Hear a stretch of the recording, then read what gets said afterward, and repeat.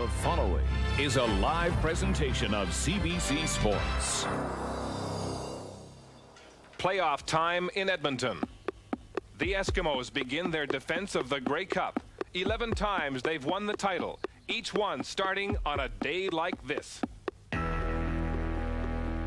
Can Damon Allen turn back the hands of time? It was 1 year ago. He directs the Eskimos on an 8-game winning streak that climaxes with the Edmonton Grey Cup. In BC, the wheels fall off an aging defense. There's no escaping Father Time. But this season, what's old is new again. A renovated Lions defense features a brazen bunch of young marauders. Damon Allen, meanwhile, battles inconsistency. An Edmonton encore weighs heavily on his shoulders. Then, an untimely injury. A broken arm sidelines receiver Jim Sandusky. His time is up. But quarterback Danny McManus's time has come. The Lions' game plan is now in his hands.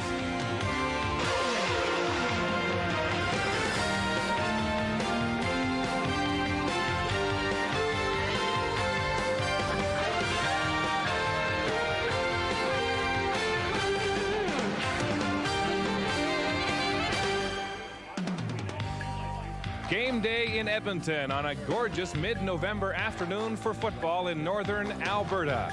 Storied Commonwealth Stadium, hallowed with great names from great players of the past. The setting this afternoon for this Western semifinal, the Eskimos at home to the BC Lions.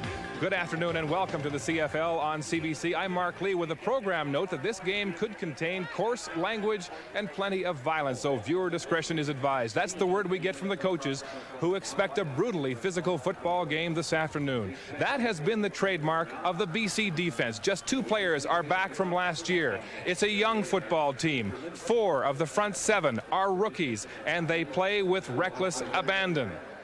A big loss for the Eskimos today. Jim Sandusky at receiver cannot play because he has a broken arm. And so the responsibility to carry the Edmonton receiving corps falls on Eddie Brown. And he could be in store for a big battle today with Barry Wilburn. Defensive back for the BC Lions, a punishing defender, a man known to beat up the best of receivers in the CFL. The Lions haven't won a playoff game since 1988 when they won the Western Final right here at Commonwealth against the Edmonton Eskimos. How do they stack up today? Well, for all the answers, let's join Chris and Danny. Thanks, Mark. Good afternoon, everybody. Kep, I think it's the best matchup of the semifinals. The 2 teams separated by 3 points in the regular season. They split their 2 games, great defenses, and maybe both teams are underachievers in a way in their fans' minds. How do you grade the matchup? Chris, you got to love it today. This has got the feeling of a heavyweight fight, and let's go to the tail of the tape and tell you just how it stacks up. Defensive line, I give it to the Edmonton Eskimos. 41 sacks going into this game. Linebackers, I also give to the Edmonton Eskimos. Ruck and Press are 2 names you just need to mention.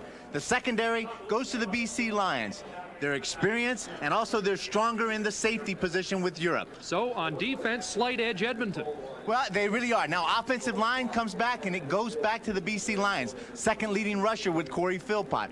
Receivers also go to the BC Lions. The Fab Four are back together. Running backs, I give to the Edmonton Eskimos. They have 2 guys that know what they're doing every snap of the ball. Quarterback, the mobility of Damon Allen is the key.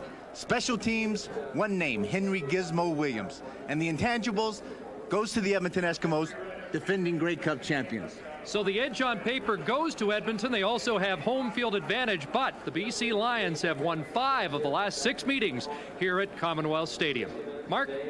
All right, Chris, you're looking at Memorial Stadium this afternoon where Baltimore plays host to Toronto in an Eastern semifinal. We'll have updates throughout the afternoon of this first CFL playoff game on American soil and what looks like a beautiful day on the Eastern Seaboard. Pretty nice here, too. Normally, the weather, half the battle in the playoffs here in Canada. Not today. It's 3 degrees, barely a breeze, and beautifully sunny this afternoon in Edmonton. The Eskimos installed as 3.5-point favorites will have the opening kickoff when we come back to Commonwealth Stadium in Edmonton.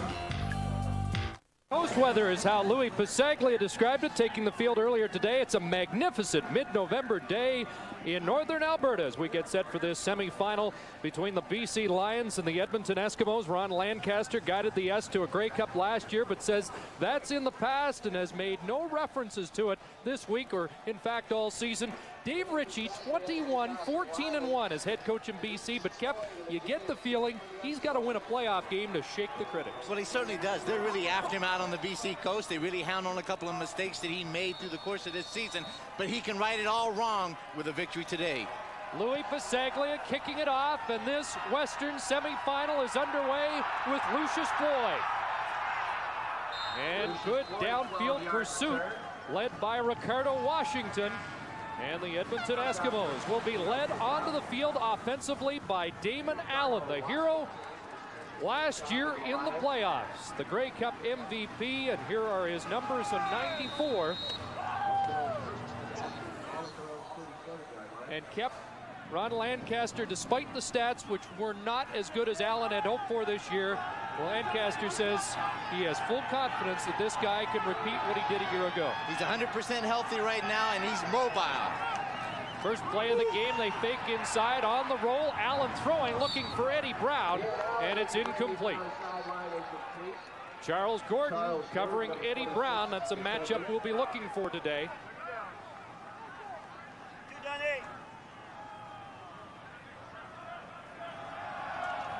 These guys across the back end have 5 of the best cover guys in the CFL. They can play press, man-for-man defense, and that should give the Edmonton Eskimos a fit this afternoon.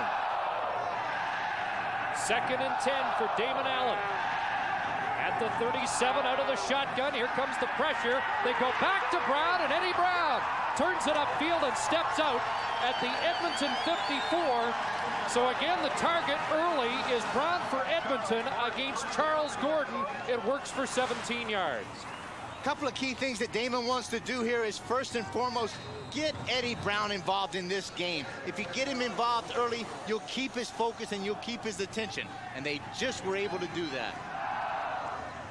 12 touchdown catches during the year, but none in the last 3 games for Brown, who is the prime weapon, especially with Jim Sandusky out. Here's the give straight up the middle, and Lucius Floyd met by Charles Gordon again. Down to the BC 50, it's a gain of 6. And the ground gain was so important a year ago for Edmonton in the postseason. Chris, one of the big things you're going to see here, the Edmonton Eskimos line up with 3 backs. They have Souls, Floyd, and Walling in the back. Souls and Walling were up on the line of scrimmage like tight ends, and they had Floyd in the backfield. This is really going to create some problems for this BC defense. It widens the corner. It gives an extra gap that the BC defense has to defend against. 2nd and 3, the give to Floyd again, and this time the full close down right at the line of scrimmage. Dave Chaters filled the hole, made the stop, and will force 3rd down. Chaters has just been solid and stable right in the middle of this BC defense. Plus, what those guys do up front, they cover the gaps, and they've got great speed with their linebacking core that can run and chase and make tackles. Floyd gets the ball deep, but great penetration that time. Allowed Floyd to have to cut back, and when he did cut back, Chaters doing his job, squeezed it down. Glenn Harper punting on 3rd down. Big kick, and Darren Flutie allowed it to bounce into the end zone and through for a single point. So the Eskimos score first. 2 minutes, 7 seconds into the game, and Harper with a 69-yard single. That's his longest punt of the season.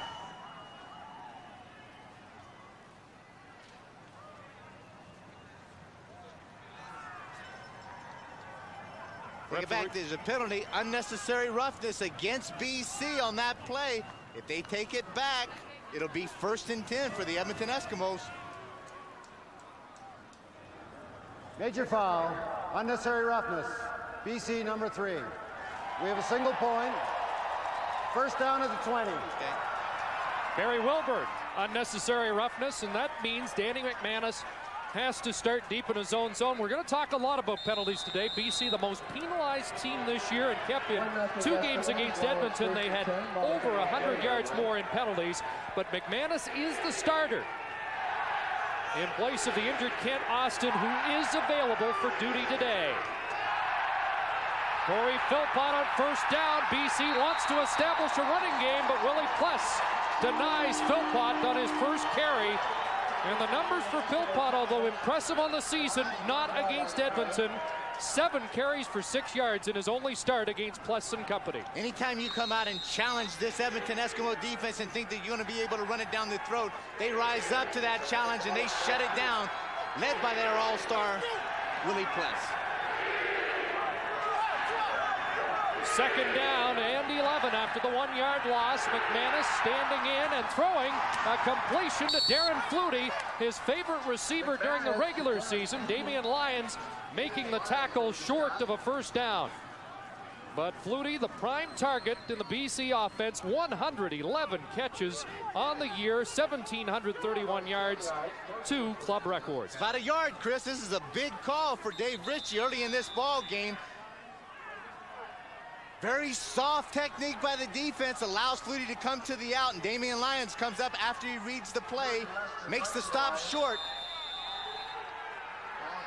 You can see the numbers for Darren Flutie. He has just been remarkable. Now that he has the assets of the other 3 receivers, the Fab 4, as I mentioned in the onset, are back together. Gotta like this. Third down and a foot, 3.5 minutes into the game, and big Sean Millington crashing over for the first down. 6'2", 225 out of Simon Fraser University. He is a load, tough guy to stop. Well, let's set the Edmonton Eskimo defense for you. First, the offense with Ian Sinclair, the veteran, leading the offensive line. McManus starting, and he has that Fab 4. Alexander, Trevathan, Flutie, and Clark, and Philpott and Millington in the backfield. McManus on first down, almost picked off by Willie Pless.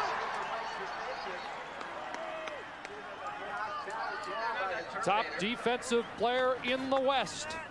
Pless makes the knockdown, and we will now set the Eskimo defense for you with Goods and Woods, Blue and Hunter.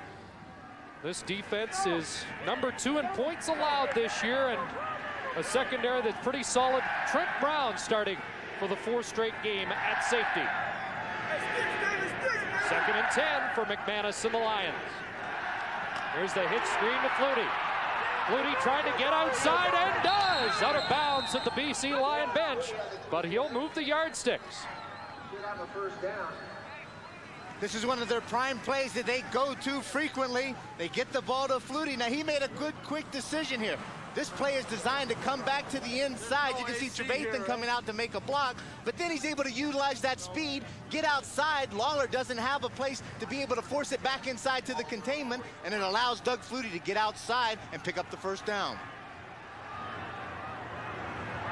First down handoff, Millington gets to the 45, and that's all. Ruck and Pless, those 2 great linebackers, converged and limit the gain to maybe 1.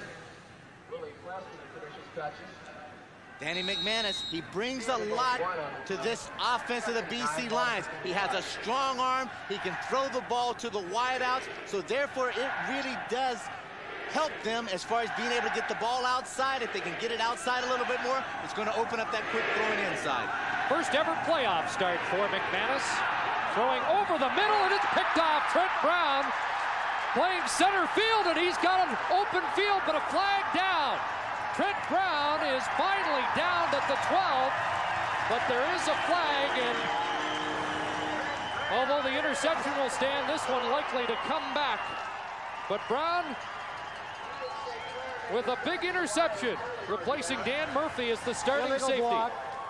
Edmonton number 40, first down.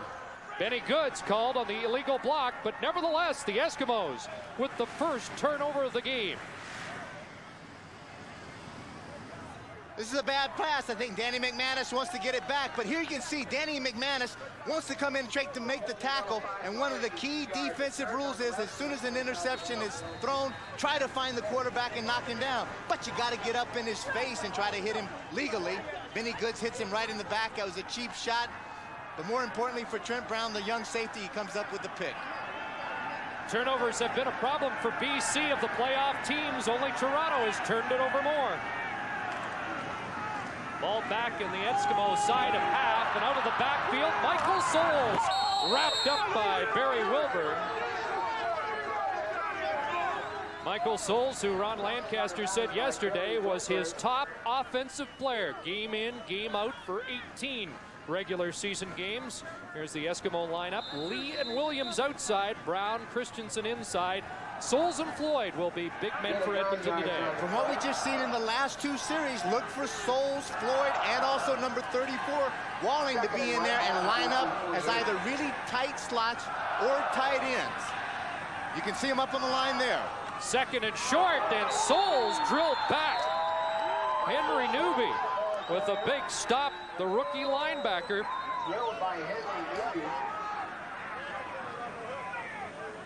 Nevertheless, it looks like Souls got the foot or two needed. Take a look at this straight dive, one-on-one blocking, and if you don't block this Newby kid, he's going to come in there and stroke you, and he makes everything go backwards. Big fella, 6'2", 231 pounds. First down. It is an Edmonton first down. BC Lions, number 4 against the run this year, number 2 against the pass. Second best defensive team in yardage allowed this year, 3 Canadians up front.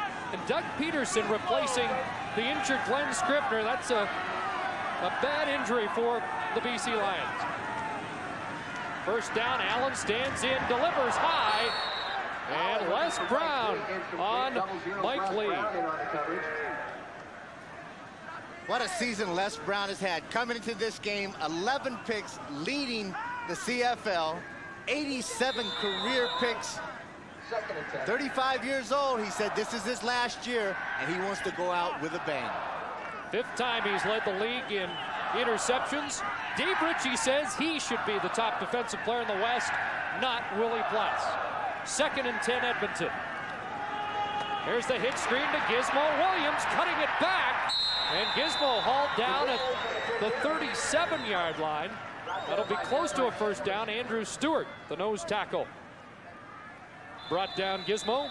You have to like what Damon Allen's doing early in this game. 2 key figures. Eddie Brown, now Henry Gizmo Williams, getting them both involved in this offensive attack early so that their mind is sharp and they can stay focused on this game, their responsibilities, because both of these guys can take it into the zone with one quick pass. Short of the first down, here's Mark. Chris, an update from Baltimore on the other CFL Eastern semifinal this afternoon. The Argos have scored first to lead 3-0. Wayne Lamley has kicked a 38-yard field goal at 2:48 of the first quarter. The Argos in front 3-0 on the CFLers. And Mark will keep you up to date throughout the afternoon on that game with scoring highlights from Memorial Stadium. 3rd down, our second gamble of the opening 7 minutes, and Allen will keep and should move the sticks. Less than a yard, not taking any chance on a handoff or a great penetration by the BC defense. He just jumps behind Rod Knopp and Leo Groenwagen with the quarterback sneak and picks up the first down. I mentioned 3rd meeting of the year. The Eskimos winning September 17th in BC, 25-18. It is a first down. But BC came back here October 2nd at Commonwealth Stadium with a 26-24 victory. And I don't think Dave Ritchie and the Lions mind being here for the playoff game. They'd love to be at home for their fans. Absolutely, but I think their record coming in here, they've won. They're 5-1 in their last 6 attempts as far as their trips coming in here. So they are successful. They just got to come out of here with a victory today. There's a pass knocked down at the line, and it falls incomplete. Great young linebacking core. That's Virgil Robertson, Tyrone Chapman, Henry Newby, and then, of course, the veteran Angelo Snipes. It's a young and exciting linebacking core in sharp contrast to a year ago when they had the veterans in there. They really did, Chris. And you thought going in there this year with their offense, Ken Austin, the Fab Four, the offensive line, that would be solid. Their defense would really lack. Their defense has been just a great, pleasant surprise for them this year. 2nd and 10. Eskimos leading 1-0. 6:06 to go, first quarter. Here comes the rush. Allen gets it away, and it's knocked down by James Jefferson. The intended receiver was Henry Williams. With this kind of secondary and this kind of experience, you cannot make mistakes. If you do, these guys will take it the length of the field and put it in the end zone. Quick slant pattern. He wants to hit Giz in stride, but the ball's thrown behind. You can see Giz is kind of tiptoeing as he comes off the line. The ball's thrown behind, and James Jefferson doesn't make too many mistakes as far as dropping those opportunities for a pick. Sean Fleming good on about 3/4 of his attempts this year. And this first of the 94 playoffs will come from 44 yards out with Harper holding. And Fleming is wide, and Spencer McClellan will step out to concede another single point. There is a flag down. We'll sort it out for you when we return to Commonwealth Stadium.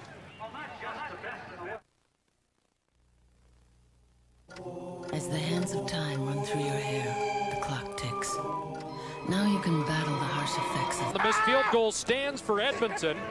Craig Hendrickson was charged with a roughing penalty that's tacked on after the play. There's Kent Austin, who is 3 weeks into his recovery from a separated left shoulder. He did throw the football that today in warm-up is available, but this appears to be Danny McManus's game to win for BC. Well, I think it is, but can you imagine the comfort zone that Coach Ritchie is in, having this guy in the bullpen warming up, and you can bring him in there and probably not lose a step.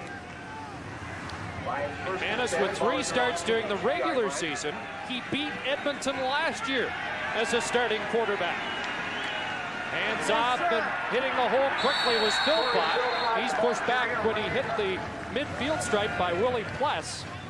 And it's a gain of about 3 for Philpott, who has had trouble rushing the football against good teams in the CFL. These numbers look terrific, but he did not have a 100-yard rushing game against any team above 500 in the playoffs. In fact, against the plus 500 teams, just 164 yards.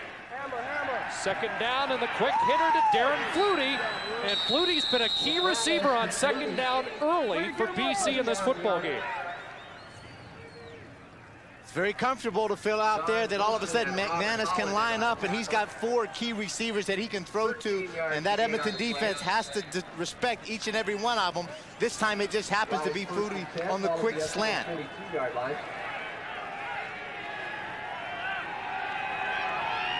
Well, he has done well in his limited playoff experience. Flag down as Sean Millington takes the handoff. Tony Woods with the tackle on the big fullback as he hit the 38-yard line. Illegal procedure against BC. They waggled the backs out of there, left Millington as the lone back, went 4 receivers to one side, and then just ran the raw. BC number 77, repeat first. Mike Trevathan called for procedure. 4:09 to go, first quarter. It's 2-0 Edmonton. Dave Ritchie looks composed on the sidelines, but every time you talk to him, you get the feeling he wants to suit up just as badly as the players. He gets pumped up for this. I think yesterday, every time we get a chance to talk to him, it's right the day before a game. McManus over the middle. There's Flutie again. At the 34-yard line in front of Robert Holland. And it was Holland that provided some reading material for the BC Lions this week. Watch how McManus lays this ball in there, right on the outside hands of McManus, and in between 2 defenders. That was Don Wilson that he had to throw it in the outside linebacker. And he did an excellent job of threading that ball in between the zone. There's a good look. That's Vic Stevenson that went down. 13-year veteran Vic Stevenson getting attention. He'll have to come out for at least 3 plays. We'll take a break and be back to Edmonton after this. Single points by Glenn Harper and Sean Fleming have Edmonton on top 2-0 here, late first quarter.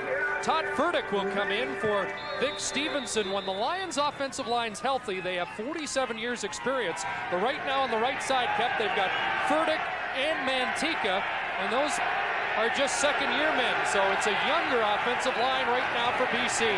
Millington has room right side, thundering down. Sean Millington broke a tackle and scores. What a run by the former Eskimo. 34 yards for Sean Millington. Chris, you just happened to mention about the two young two-year players on the right-hand side, and what do? They go right behind them on the first play that they're in there. They give the ball to Sean Millington. He makes an excellent move just to the outside. Right here, boom, it's plugged up. Now he jumps to the outside. There's no containment. Poor tackling that time by Donnie Wilson. Hits Millington right in the thighs, and right where his strength lies. And Millington is able to use that power, gets it into the end zone. Got a block from Ryan Hansen as well. And Pasaglia adds the extra point. So Sean Millington, who broke one for 60 yards against the Eskimos earlier in the year, has the first big play of this football game. It was a draw in the earlier part of the year, but the carbon copy was the fact that the Edmonton Eskimos did some really poor tackling. But to his credit, Sean Millington has got quick feet. Look at this quick little move right there. And then he gets outside. Now he cuts the jet zone. He's able to run past people. Missed tackle by Wilson, missed tackle also by Glenn Rogers Jr., and that allowed Millington to get it into the end zone. And he was the Lions' best running back against Edmonton this year with 7 carries, 92 yards, and now into the end zone from 34 yards out. And the first major of the afternoon at Commonwealth Stadium.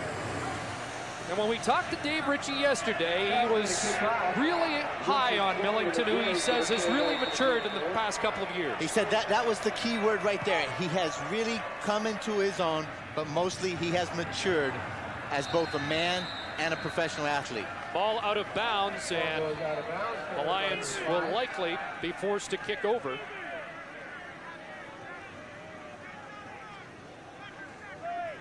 It's the great veteran Louis Pasaglia. 300 games in the CFL, breaking Ron Lancaster's record in his 19th year. Illegal kickoff. BC number 5. Repeat the kick. 5-yard penalty. Louis is the kind of guy, he'll do the kind of things that help get this team pumped up. Yesterday when he was out at practice, I woke up this morning, I look at the Sun paper, and on the sports section, there's Louis. No shirt on, out there in the cold weather yesterday, getting pumped up. And it just goes to show you, those kickers do have bad bodies. It's not a pretty sight. 16th playoff game for Louis. And it's Lucius Floyd across the 40-yard line and up over the 50. Eskimos have a short field to work with, trailing by 5 late in the first quarter. Edmonton gleaming on this glorious mid-November day. Barry Wilburn injured his ribs. He has bruised ribs from a hit during the last defensive series, but he remains in the game. He will be covering Eddie Brown one-on-one. This could be huge. Let's see what happens, Chris. So Brown is lined up as a flanker in behind Mike Lee, and they go to the opposite side to Gizmo Williams up to midfield. And a gain of 4 yards. That was an interesting set, though, for the Eskimos, with Brown right in behind Mike Lee. Well, if you remember correctly, like last year, that was a formation where Sandusky kind of tandem behind, and they had some great success against Calgary, particularly in the Western Final, and also against Winnipeg in the Grey Cup. But it is important to get Eddie Brown into this offensive mode, get him moving. And I think that, as I talked to Coach Ritchie yesterday, I would have lined up Wilburn against him all across the field all day long. 2nd and 6, and they go to Floyd over the middle, and Lucius Floyd broke a tackle and was finally brought down by the safety Tom Europe at the 34. Eskimos' biggest offensive play with 1:48 to go here in the first quarter. It's a pickup of 21. When you take a look at the Edmonton receiving corps, Eddie Brown is the leading receiver, but then the next 2 receivers in line are Lucius Floyd and also Michael Soul. So they really do utilize this guy out of the backfield, and when he's in the open field, he's tough to bring down. First down, Edmonton. Allen throwing in the flat and off the hands of Lucius Floyd. That time picked up by Angelo Snipes, and Dave Ritchie said yesterday, we've been working all week on making sure we know who is picking up Lucius Floyd out of the backfield. This is a tenacious defense. They will line up and they will press you, and they like to play man-to-man. And when they can get the mismatch, they meaning the Eskimos and Damon Allen, one-on-one against this very active linebacking core of BC, they will try to take advantage of it. 2nd and 10. Allen flush to the left side. Brought it down, now throwing over the middle, incomplete. Couple of Eskimo receivers there, Christensen and Floyd, looking for a flag. None is thrown. Tom Europe was defending for BC. Damon Allen, with his athletic ability, just buys some more time, and he goes to the outside. Now all of a sudden Peterson gets up in the air and he allows Damon to come out. But right at the last minute, Lucius Floyd had fallen down and tripped up over the turf, and as he did, he took down Tom Europe, who fell over top of him. Big roar about winning a pass interference call, but there's no foul there. There's Sean Fleming's playoff numbers. Missed his first attempt this afternoon from 44 yards. This will be from 40. And this one is good. Sean Fleming hitting a 40-yard field goal with 36 seconds remaining in the first quarter. And it's 7-5 BC. Chris, Sean Fleming had come in and he had been absolutely perfect. He was 20 for 20 up until 0 to the 29-yard line, and coming into this game between 40 and the 49, he was 16 for 22. That was his only place that he was having a little bit of a rough spot kicking the ball. Dave Ritchie, I would think, is not going to mind his defense giving up the three-pointers and the field goal attempts this afternoon. That's a couple of times Edmonton has gotten in deep, but had to settle for the field goal. Corey Philpott, and the going still tough up the middle for the leading rusher in the West this year. When you have somebody like Millington that ran the ball for a touchdown earlier part of this game, that really cranks up a defense, and they want to challenge it. It's a matter of everybody being responsible, being disciplined, and when you have one guy that doesn't do his job, it results in 6 points. 2nd and long, and McManus over the middle. There's Flutie again, but well defensed by Donnie Wilson. And that will force 3rd down. And that is the final play of the first quarter here at Commonwealth Stadium. Sean Millington with the touchdown. Eskimos with kicking points, and the Lions with a 2-point lead.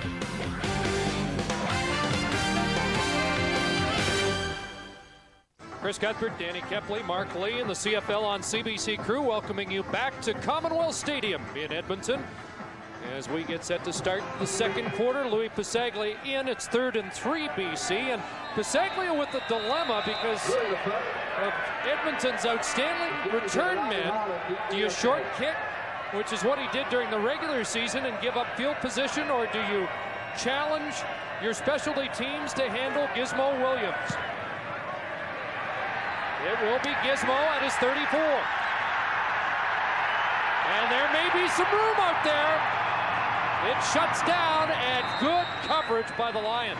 Now the thing that happens there, Chris, this time they challenge their coverage team to get down there and make the play. What happens is when they try to kick it short and they kick it out of bounds away from those two guys back there, it allows Damon Allen to come out there and start on a fairly short playing field most of the time.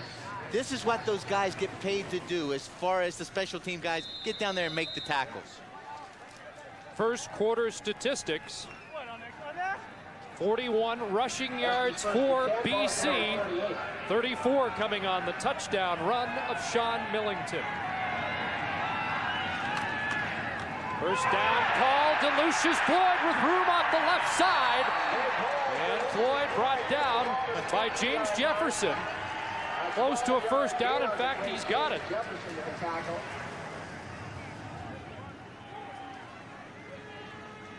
Jefferson, the corner, but there are 4 corners in that secondary for BC. Yep. Here's the key right here. This is Angelo Stipes. Watch the way he gets upfield. He's got to contain Damon Allen, but it allows him to come up inside. Check the play. He's caught between a rock and a hard place. And all of a sudden, he comes back inside. He doesn't have the pursuit from inside to make the tackle. Allen under the gun, gets it to Eddie Brown, and Brown has great speed. Foot race against Jefferson, touchdown Brown!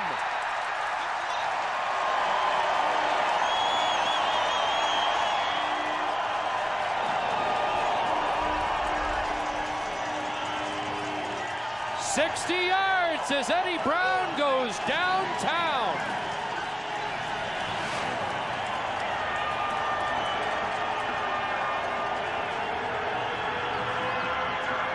Eddie Brown's 13th touchdown of the season receiving, 16th altogether. He has 3 on punt returns.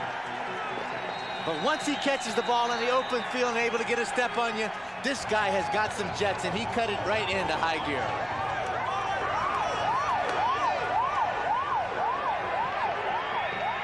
Third touchdown of the year against BC for Brown. Coming on to add the extra point.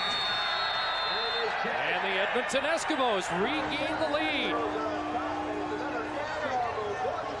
Well, especially with Sandusky out, Eddie Brown must have a big game, and Damon Allen and Brown have teamed up so often in the past. They open up this middle. They got the safety poaching up. You can see 13, you're up. Now the key is Eddie Brown has to read that, come and fill the void that safety created. That's over the middle. Damon Allen had the time and the accuracy to deliver that ball, and Eddie Brown does the rest and gets it into the end zone. Eskimos up 12-7 here. A couple of minutes into this second quarter.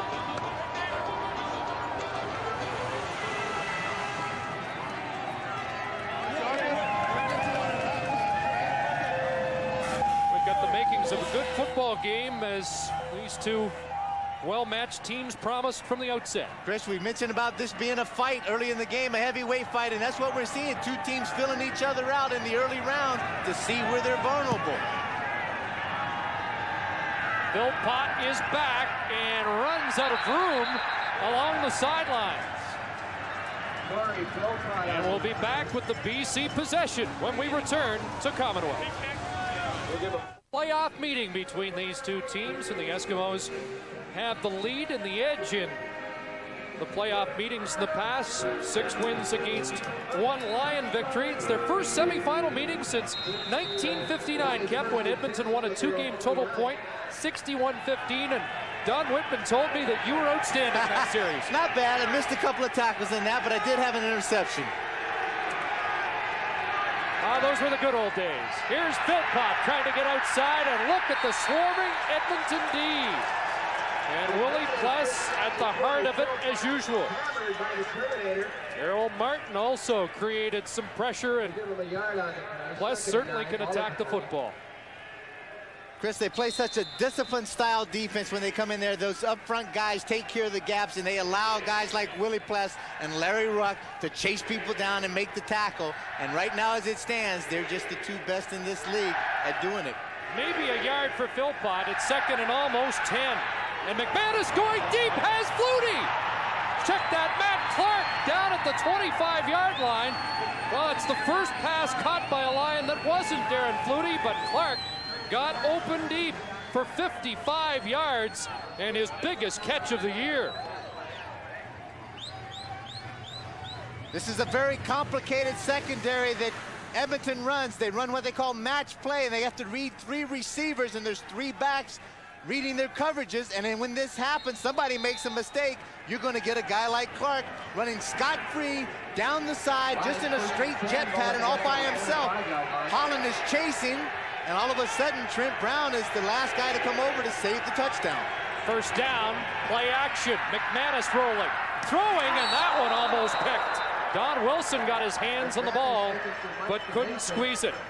Yep, just to get back to the bomb to Clark, that's the one thing that I think Edmonton feels McManus offers that Austin may not. He can stretch the field a little bit for BC's offense. I think he can. He can stretch it both width-wise as far as throwing the out, but also vertical by getting it down deep.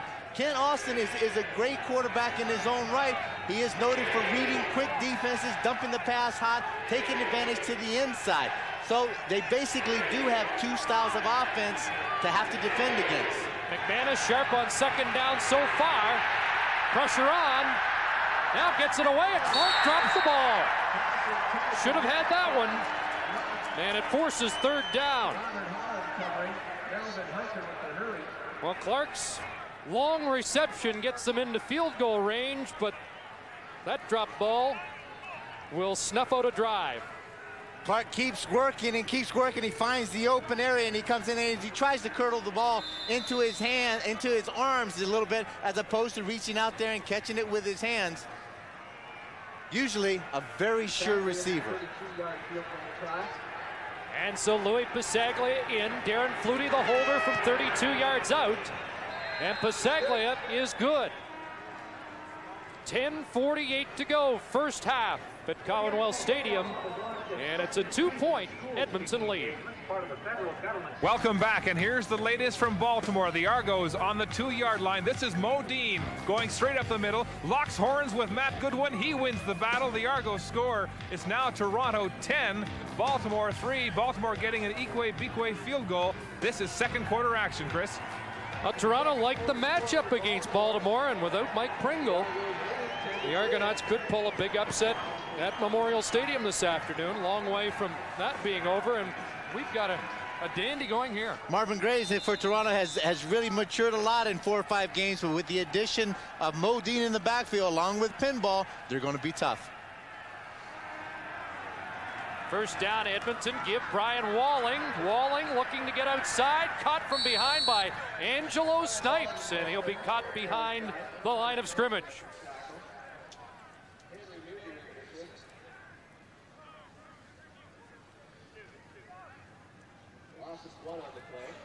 Chris, just take a look. All it's going to do is just be an inside handoff here coming down. Angelo Snipes is going to come from the outside as Michael Soldier is going to try to get a block on him. But take a good look at the way he keeps his outside leverage. The trap plays there. Then he just plays off the block, slides down the line of scrimmage, and makes the tackle. Second and almost 11 for Allen. Over the middle, looking for Brown, incomplete, as Allen delivered the football low. Damon just did not look good at that throw there. Did not have his feet set under him. Looked like he was trying to rush the pass a little bit. Threw off the front foot and off balance. Haven't seen Damon Allen run with the football today, and the Lions were hoping to force him into that situation. Certainly like to. They've got a defense that can chase him down. They're not worried about his speed. Harper. And Darren Flutie will step out at his own 38.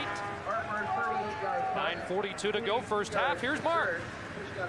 Chris, this was the scene moments ago as Barry Wilburn left the game to go to the BC Lions locker room for further examination of his left side of the rib cage. He bruised the ribs in the first quarter, taking a hit.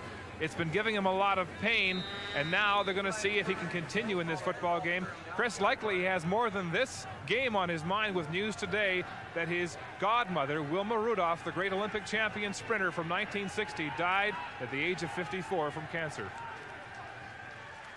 First down as the BC offense goes to work, and Corey Philpott again with Willie Pless all over him. It's as if Pless is sticking to Philpott like glue in this first half. Willie does a great job of reading offenses. Now he can read the pull. All of a sudden, the guard's pulling up in front. He knows that the back is behind him. He just gets to the corner a lot quicker and chases down Philpott. Willie has excellent pursuit speed, and he makes sure tackles once he gets there. Willie's going to show Dave Ritchie that he deserves to be the top defensive player in the West. Second down, McManus over the middle, and Mike Trevathan dropped the football. I'll tell you what, I think McManus looks pretty sharp in this first half, but the couple of drop passes have hurt him. One to Clark. This one just to Trevathan. Big plays that would have kept drives alive. Look at the way he threads that ball in between 3 Edmonton defenders. The ball hits Trevathan right in the chest. Comes loose, but McManus does look very confident and very sharp in the pocket today. Third down and Passaglia ready to kick to Gizmo and Robert Holland. High spiral kick, and Gizmo back at his 20. Matt Clark, first man down, and look at that coverage. That's a terrific play by the long snapper Matt Clark on Henry Williams. It's a 48-yard Pasaglia boot and a loss of 2 on the return. They did a great job against Gizmo and Eddie Brown this year. 9 returns in the regular season for just 37 yards. Well, I would have to qualify that a little bit, because he did kick that to the side and kind of pooch kicked a lot of times. Louis is very intelligent. He's not going to kick it deep and have them return the yardage and then have it only be, 37 yards after 9 punts. So therefore, as I said, they accomplished what they were trying to do, and that's not let a big play happen. At the 19, Allen in the flat. There's Lucius Floyd out of bounds at the 31, and that will move the yardsticks. What a great year receiving for Lucius Floyd, with 875 yards catching the ball out of the backfield. 4 touchdowns, a real key. Now they line up in that 2 tight end slots, and he gets him one-on-one against Virgil Robertson, the outside linebacker, and Lucius Floyd has quick bursts of speed and is able to get away from defenders. And Damon Allen looked very crisp with that throw. First down, short drop, Allen, and he delivered high to Tobert on that hot pattern, and it was open. Damon again just rushed that throw ever so slightly. He knows he should have had that one. He had the young rookie out of the U of A coming in, and Tobert has been just a great find and a great asset for this receiving core of Edmonton. Playing today with a bit of a hip pointer that he got last game, slows him down a bit, but he's one of those kind of guys, you don't pay a lot of attention to him. Every now and then he's going to come up and really snake bite you and make a big play. He got his first CFL touchdown last week. That took a little of the sting out of the hip pointer. Tony Collier is in for Barry Wilburn in the secondary. And here's another incompletion looking for Gizmo Williams on 2nd and 10. And the Eskimos will have to punt it away. Midway through the second quarter, Allen and the green and gold leading by 2. Chris, it's just a personal opinion of mine, but Giz, he is such a threat on the outside, but he really only has one route, and that's the jet route. He uses speed. He's only caught 30 passes for 375 yards this season. They block the Harper punt. It's picked up, Les Brown, and he's near the goal line. Touchdown. Charles Gordon with the block. It's the 5th kick block of the year for the BC Lions, and Les Brown has the touchdown. Tell you what, Les Brown and the whole band of Renowns followed that ball into the end zone. Coming right at your face, right in your living room, folks. Harper just taking a normal drop, and as far as his steps, nobody's blocking. You saw 8 different people that had an opportunity to block that ball. Les Brown is the man that came up with it, and with his speed, was able to get it into the end zone. Les Brown, the 11-year veteran. Charles Gordon, who is his sidekick in the secondary. Pasaglia with the extra point. Well, specialty teams, that's a huge play for BC, and they're celebrating as they regain the lead. And BC will take it any way that you can. There's a good look. That's Gene Gaines, the defensive coordinator, secondary guy for the BC Lions. And also Jody Allen's in the middle of that, the special teams coach. And he has to be tremendously excited about the efforts of the whole team, but in particularly Les Brown coming in. Again, it's 26, Charles Gordon with the block. There's a term in football, you talk about you got to hot your man. That means your head on torso. So if you're blocking up front, you got to put your helmet right into the chest of the guy and at least make him stop. Edmonton did none of that across the board, and it just looked like a sieve going through there as BC defenders raced through. Gordon made the block, and Les Brown came up with the touchdown. That was the first block kick against Edmonton this year. Bouncing kickoff to Lucius Floyd, who drops it, picks it up, breaks 2 tackles. Tom Europe had the first shot at him, and finally down at the 39. Ricardo Washington finally brought Floyd down after a 24-yard return. 6:52 to go. First half, there's Charles Gordon.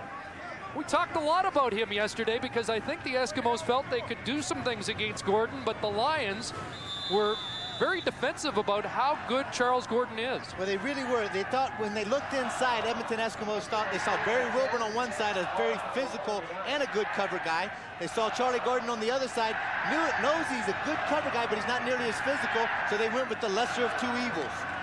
First down, and there is a rollout for Allen, throwing to Michael Souls, and he did. No, it's loose, and they're now ruling an incomplete pass. Boy, that's a long time before they ruled incomplete, and the Lions thought they had a fumble recovery. Tyro Chapman in on the coverage. Michael Souls is going to be lined up as the tight end just to the right of the screen, and the Sally Rand comes out, the naked bootleg all by itself. Now you can see how Michael Souls is fumbling around with the ball, trying to get possession, and he just doesn't seem like he ever had it. The referee was on the spot there, made the call as an incompleted pass. So it's 2nd and 10, Edmonton. Here comes Snipes on the rush. He's picked up, and out in the flat. Souls has some room to roam. Breaking a couple of tackles into BC territory at the 44. 27 yards for Michael Souls, who, like Floyd, is a great threat receiving the ball out of the backfield.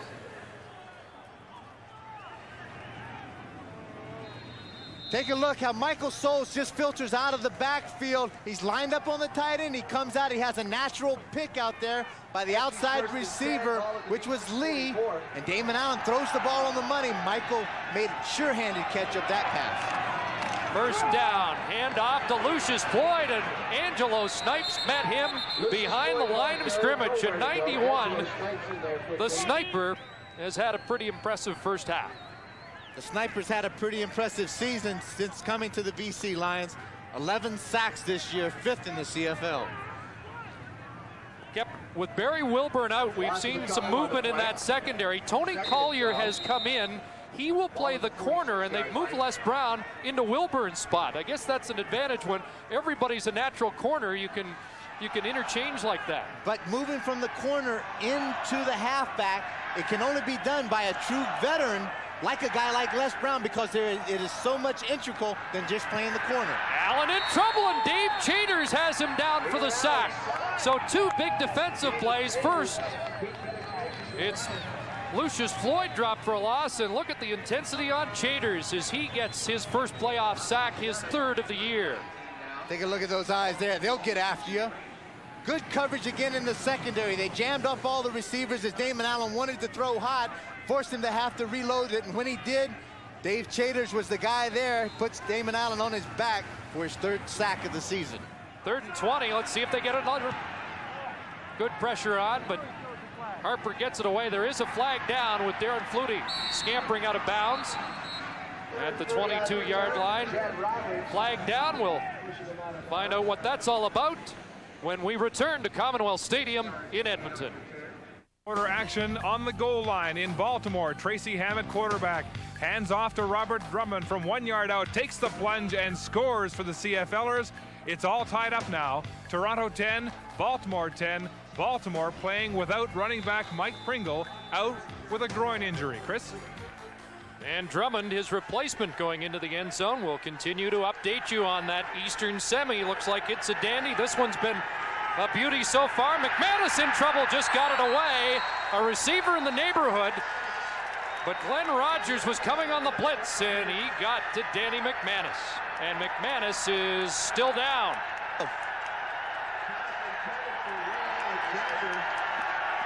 And Kent Austin scrambles for a helmet and starts to warm up.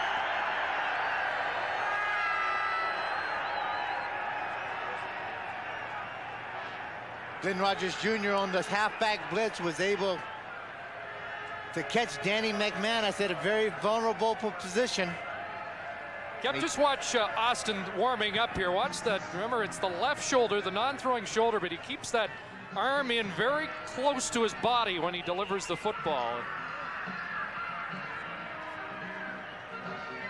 He told us prior to the game, no danger of it being re-injured, at least no more danger than any other quarterback. But when Glenn Rogers hits you, some damage can be done.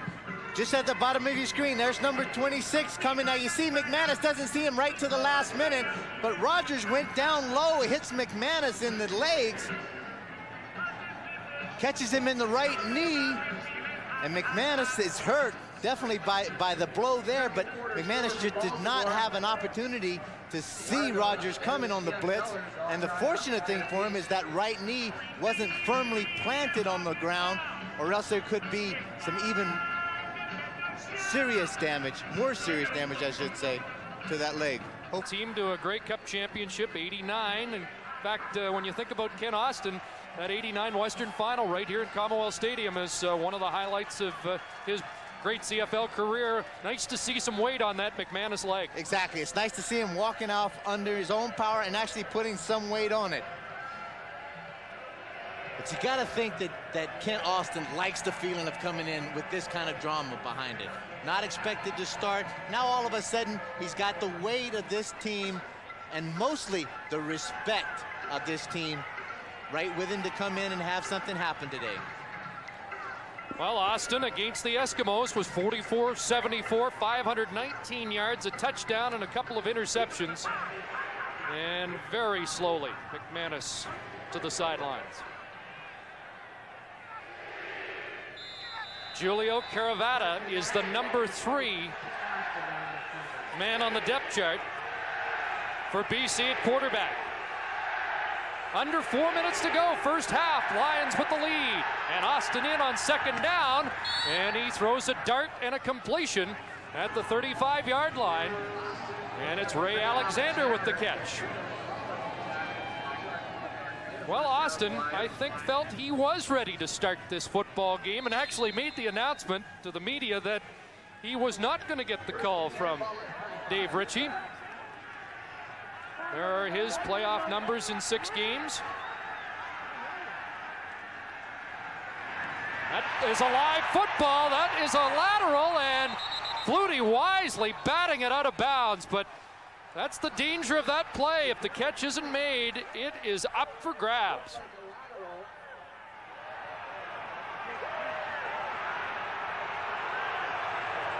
And now Corey Philpott is down.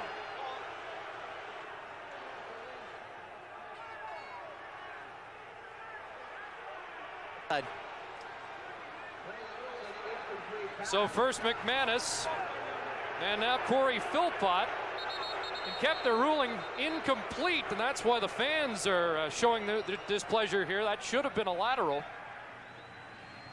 but it returns to the original line of scrimmage. Well, just going with that quick hitch screen again, but this time that pass was definitely behind Kent Austin. And as you said, Flutie did an excellent job in a heads-up play of batting that ball out of bounds.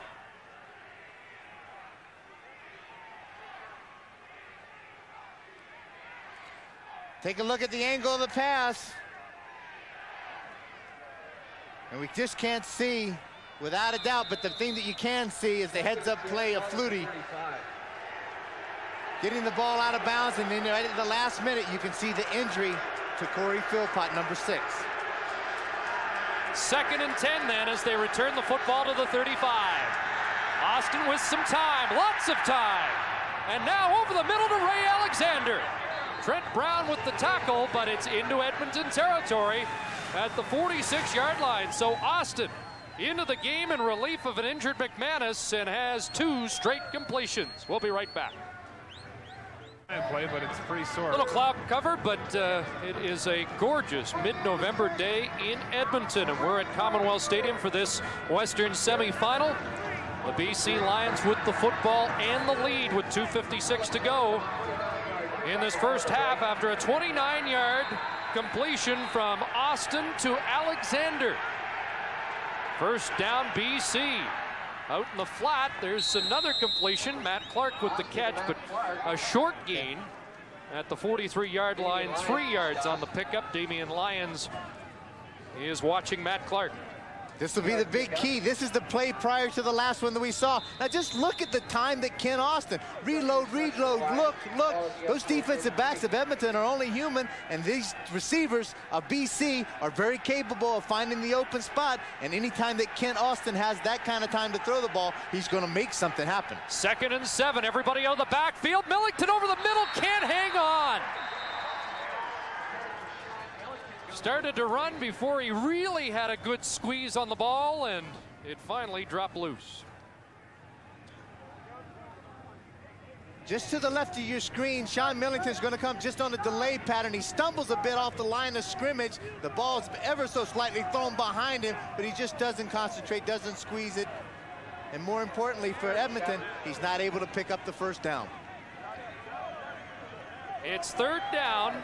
And with the ball at the 43, it sets up a 50-yard field goal attempt for Louis Bisaglia, whose longest of the year was 46. Flutie holds. Does Louis have the leg? No, he's missed it to the left, and Gizmo's going to run it out. Here's Gizmo Williams, and he's cut down at the 5-yard line by Ryan Hansen. Nice tackle by Hansen. And the score remains 17-12 on the missed field goal. Chris, I got to challenge that call right there to be able to run that ball out of the end zone. Louis was really struggling to try to kick it that far, and he did kick it wide. He had the foot to go with it. Giz obviously taking it on himself, trying to make something big happen, thinking that they need a big play right before they have to get in. But all of a sudden, you give up the single point, you're going to get the ball in excellent field position. Yeah, and a 5 or 6 point lead at this point in the game is really not that critical.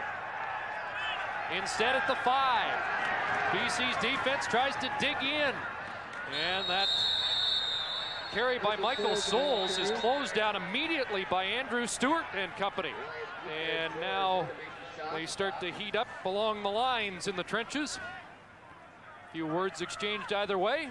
Boy, that took some time. We expected that a little earlier than this. There's going to be a lot of words out there. Coach Ritchie said, you know, because earlier in the season, they signed an agreement, they said, about trying to keep their mouth shut on defense and trying to keep discipline and not take any cheap penalties. But all of a sudden in this game, tempers are going to be very, very close to the surface, and we're going to see a lot of them. This is a big play. 2nd and 9. Edmonton backed up. Damon Allen looking deep, looking for Gizmo, and it's into the Eskimo bench. James Jefferson step for step with the Giz. 3rd down, and Edmonton forced to punt out of their end zone. 1:53 to go in the first half. I'll let you play coach here. You blocked one already. Do you go after Harper again, or do you set up a return? I think Harper has to be thinking about it right now. There's one guy back, 11 guys up on the line of scrimmage. I think they'll go after it, and hopefully they're going to get good field position anyway. Movement along the line. BC jumped and then tried to jump back onside, but that time the play had been whistled down. So they'll call offsides against BC. They'll take the 5-yard penalty. They're still going to have to kick the ball. It'll make it probably 3rd and about 2. How can you call that when you've been caught from down here? Well, so far the Lions have done a pretty good job of avoiding penalties, and that's been a point of contention for Dave Ritchie all year. Chris, they set a record last. BC number 16, still 3rd down. They set a record last year, 223 penalties. This year, they set another record, 241 penalties. Harper's still in the end zone, just not as deep. Here they come, and Harper gets away a high kick, but not deep. Flutie at the Edmonton 49, and they get him out of bounds immediately. Trent Brown led the surge downfield. So 1:44 to go. That's a 39-yard punt by Harper. And Austin, lots of time and great field position here to add to BC's lead. Ken Austin does an excellent job of playing within himself. He'll take exactly what this defense is going to give him. He's not going to force any issues out there. And if he has to nickel and dime it down the field, the main thing that they want to do before this half is come away with some kind of points. 3 would be great. but also a touchdown would be even better. Corey Philpott back in. And Philpott has the catch. Look at Pless trying to track him down again, but this time Philpott with a burst got by Pless. And has a first down. That's the first time they've been really able to spring Corey Philpott this afternoon. Just a dump pass out into the flat. Now look at this. This is the standoff, the young gun and the old gun. Willie doesn't really believe that he's got that kind of burst, and he allows him to get to the outside, but Corey Philpott showed that he has an excellent change of gears and can get it upfield very quickly. At the 35, BC first down in Edmonton territory. Ken Austin in the flat, and what a defensive play by Robert Holland. He was thinking 6 as he stepped in front of Sean Millington. Now watch the out pattern here. The ball's thrown on the money. Robert Holland makes a great break on the ball. The left hand is around Millington in case he happens to miss the right hand with knocking it down. He still has an area in that left hand to grab some cloth and hopefully pull Millington down. But he came up with a great burst, and he closed very quickly and knocked that ball out of the sky. Ron Lancaster said he's been his best deep back this year, 2nd and 10. Austin with time, looking deep, looking for Flutie, and it's over his head. Morris Lawler in coverage. 3rd down. Austin got 1 first down and got it into Pasaglia range.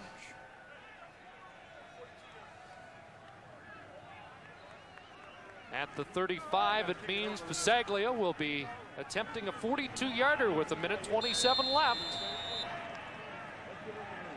And if Louis does not make it, it'll be interesting to see if Gizmo does put a knee down this time.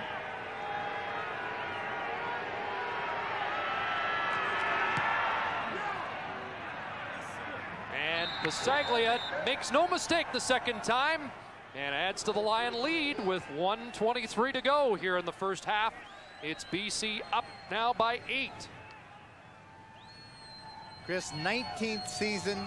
Louis Pasaglia, 40 years old, all-time leading kicker in the history of this game. That is just, like, that's an amazing, just to even say that, to think of it's how hard it is to understand what that really means. And what a great guy he is, just a great individual and just a real down-to-earth, nice person. He's got his team up by 8. As Edmonton goes back to work, the hit screen to Eddie Brown, and Collier out on that corner.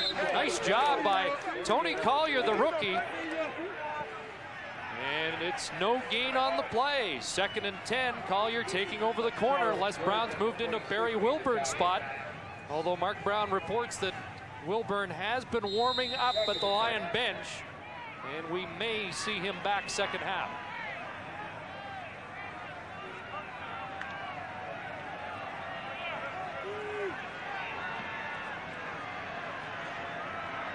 Down to 1 minute remaining.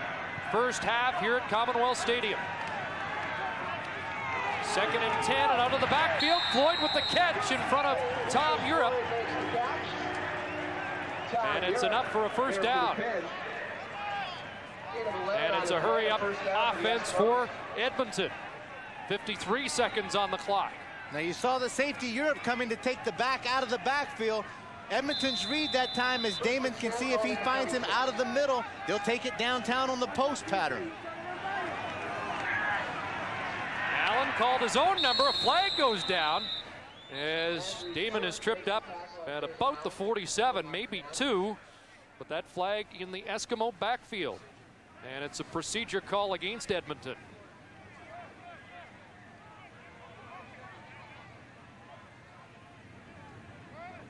Les Brown getting the options, and I would think he will decline. Procedure. Edmonton number 33. Decline. 2nd down. Floyd called for procedure. Allen got just a yard on the play. 2nd and 9.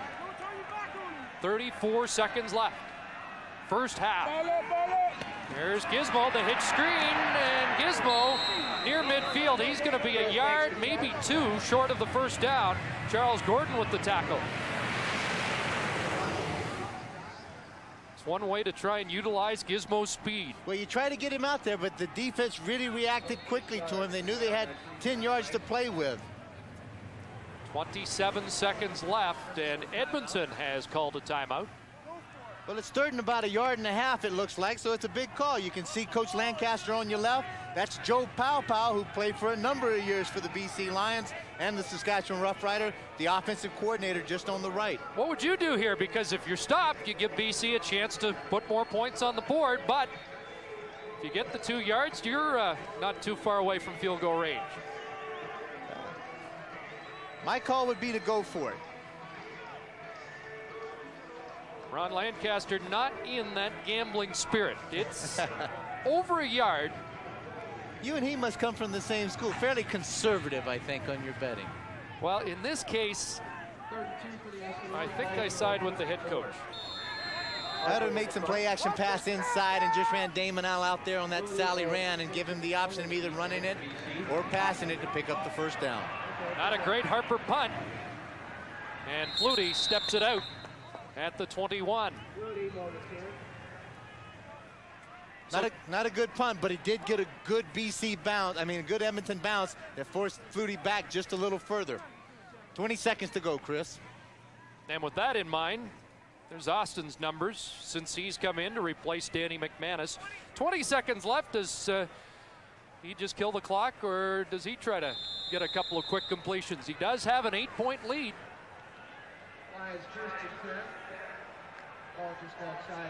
I think the Lions wouldn't mind taking 8 points to the dressing room. Well, they surely would, but I think at some point that, you know, that would be the safe, conservative thing to do, and that's exactly what they are going to do, Chris. Austin takes the lead. There's a bit of a smile on your face. What brings no, that to you? I just know you're a kind of a Mississippi, kind of a riverboat gambler. I'd stand back and take it downtown if it was me. But that's not me, and that's why I'm up in the booth, and that's why those guys are down there on the side. Yes, a conservative tide prevailing here in the final minute for both teams, and we've had a good first half of football, and nobody wants to make a mistake now that might alter the course of this game dramatically. Well, and Edmonton has made some mistakes through the course of this game. Some missed tackles to allow Millington to get in, a missed coverage with a long pass to Clark. Please reset the game clock to 18 seconds.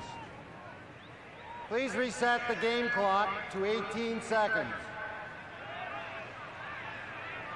And the third thing that is very glaring was the block punt for the Edmonton Eskimos. The good thing for BC is that they have taken every one of those mistakes and capitalized on it.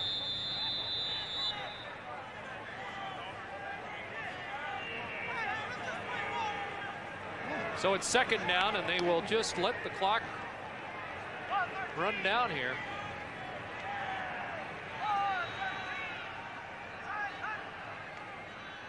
Austin puts the knee down, and that will do it for the opening 30 minutes of this Western semifinal. And Dave Ritchie has to like what he's seen so far. He got the big specialty teams play, the block kick, the offense moving. The only concern, McManus is already hurt, and Ken Austin playing with a separated shoulder. But BC has the lead as we go down to Mark. Chris, Saskatchewan head coach Ray Yawk is standing by in our Calgary studios to look ahead at tomorrow's Western Semi between the Rough Riders and Stampeders. We'll also update you on the first half in Baltimore between Baltimore and Toronto. We'll be back to Edmonton right after this. In the 90s have pitted Calgary and Edmonton. BC with an 8-point lead as we start the second half as they try to alter the look of the Western Final in '94. Lucius Floyd on the return up to the 40-yard line. Spencer McLennan, the electrician from Kelowna, with the tackle downfield as Damon Allen comes on to start the second half. As we look at Damon's numbers through 30 minutes of football, and remember, 60 yards came on the Eddie Brown touchdown. And a lot of those completions just happened on those little hitch screens that were not really significant, other than the fact that it got the two guys that they wanted to get into the game early, Eddie Brown and Gizmo Williams. It got them active. At the 41, the Eskimo offense goes to work. Allen with some time off the back foot. Mike Lee didn't hang on. And Lee slow to get up. He took a helmet right in the back, and I guarantee he'll be slow to get up. Lee shaken up. Sandusky already out. Lee took his spot. And quickly Ian Hallworth, the trainer, is out to attend to Mike Lee. Check the left knee of Newby, number 94. And that's a big left knee. That's 6'2", 231 pounds hitting him. And it catches him right in the one area. As far as a football player is concerned, he has padding almost everywhere. But right in the back, in the kidney area, there is not too much padding back there, particularly for these receivers, because they want to stay as light as they can and be as fleet as footed as they can.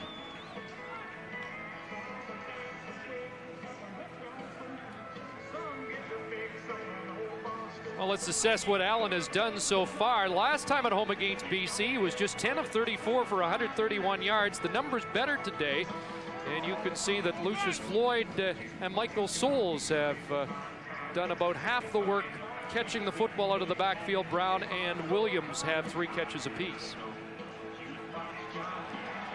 But he's at 50% going into the second half. That's about the point he usually has as a completion percentage on the year, and they're going to have to carry Mike Lee off.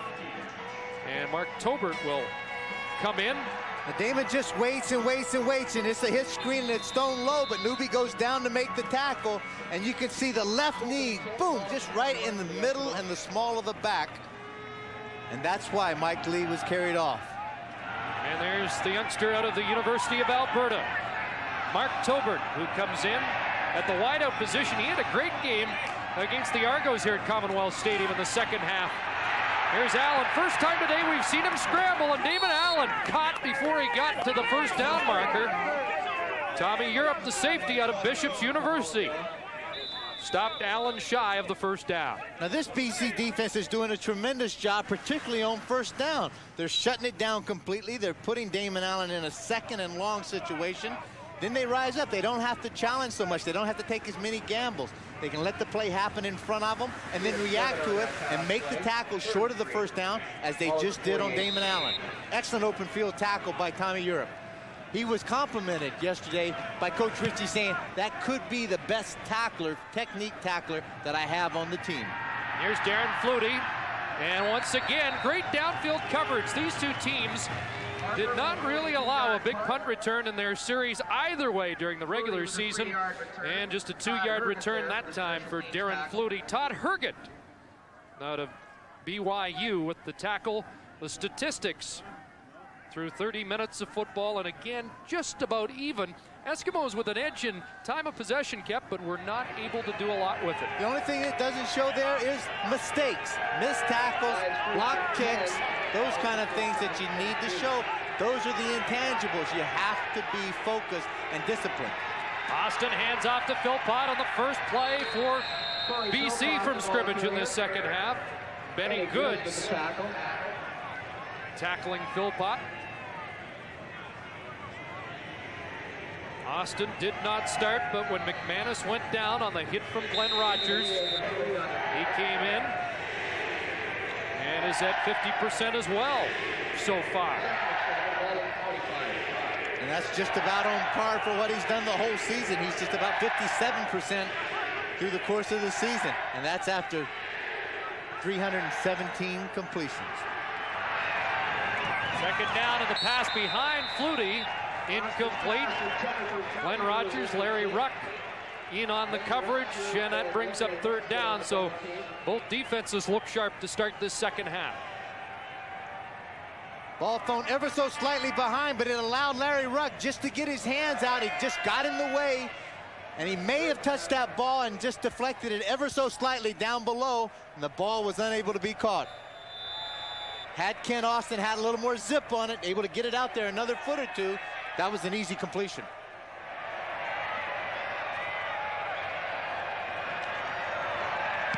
Bisaglia on third down.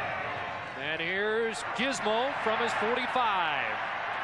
And again, the Lions, exceptional downfield coverage, led by Tyrone Chapman, the linebacker, bringing down Gizmo Williams. 41-yard punt for Bisaglia. We join Mark Lee. Chris, at the Eastern semifinal in Baltimore, Argo kicker Wayne Lamley has been caught in the end zone for a 2-point safety touch, so make it Baltimore 20, Argos 10 at the half. First and 10 for the Eskimos, ball at their own 44-yard line. Argos had that 7-point lead early, but Don Matthews' side storming back. Here the home side down by 8, 3 minutes into the third quarter. Damon Allen pumps once, now delivers, and Tobert stretched out, couldn't bring it in. Oh, that was shades of last year. Kept that pump fake by Allen that was so successful, particularly in the Western Final. Did an excellent job with pump faking and then going downtown to Sandusky, but this time it's a post pattern, quick slant pattern, just past the outstretched hands again of the young rookie, Mark Tobert.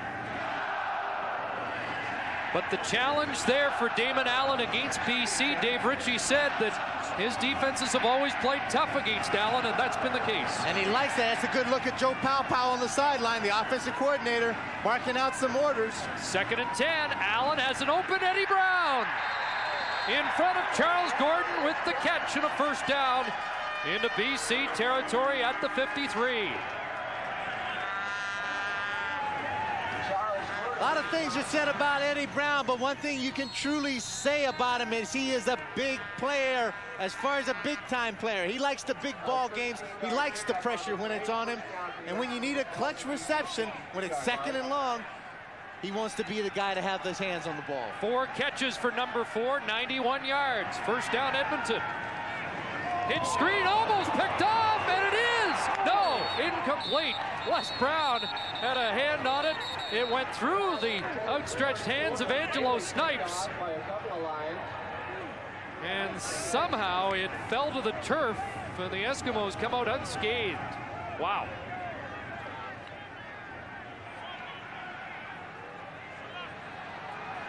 Now Damon's just going to jump up and throw. He doesn't even take a look, and these guys are playing this play. They've seen it. They're keyed to formation. That gives them a pre-snap read of hopefully what they're going to do.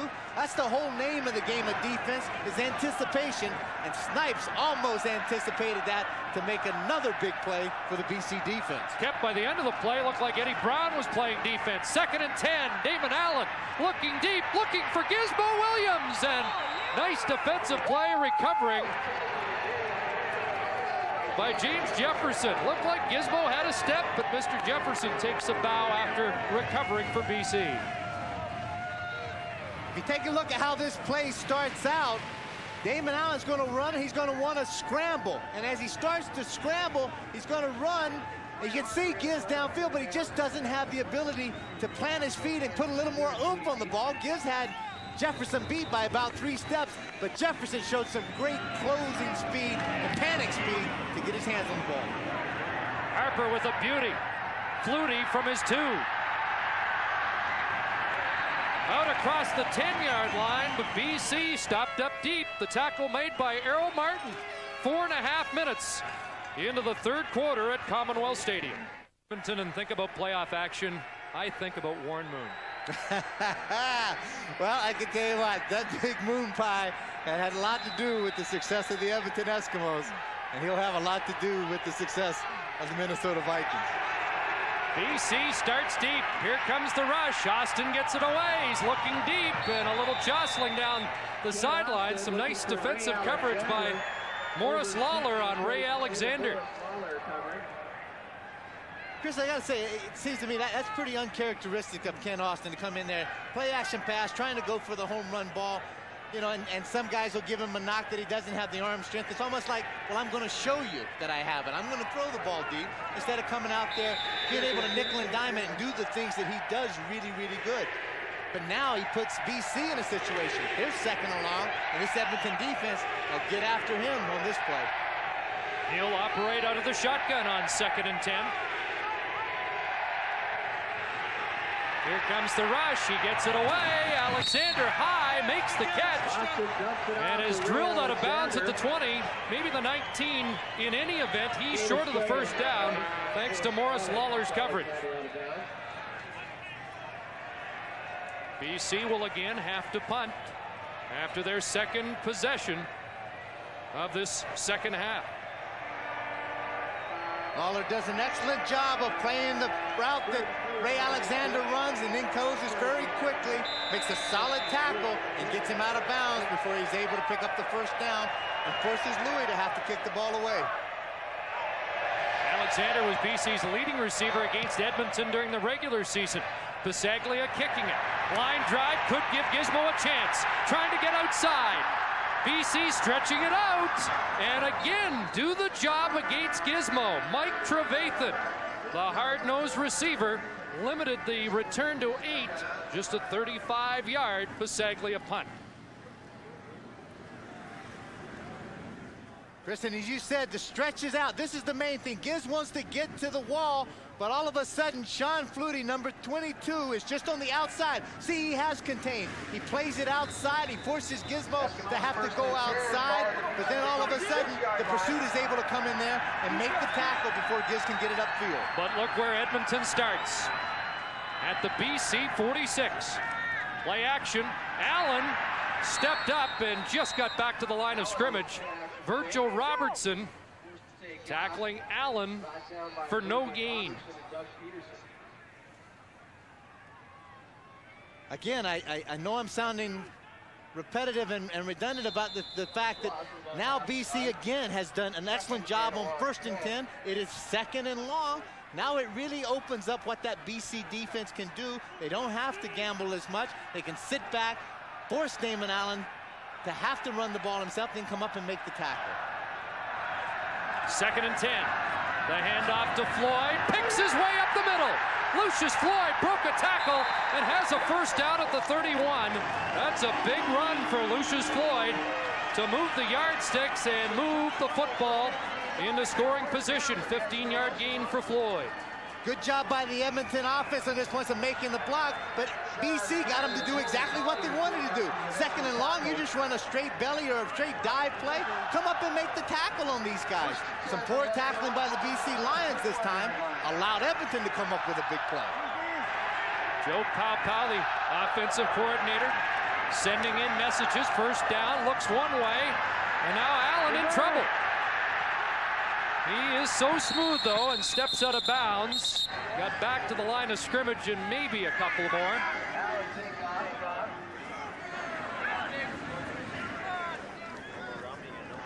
Damon Allen playing out his option, and you look at it with a BC lead. It could be his last home game at Commonwealth Stadium. Who knows? Well, I think you're making a very profound statement right there, because I don't know if Edmonton has the capabilities to sign this guy to the kind of money he's probably going to demand.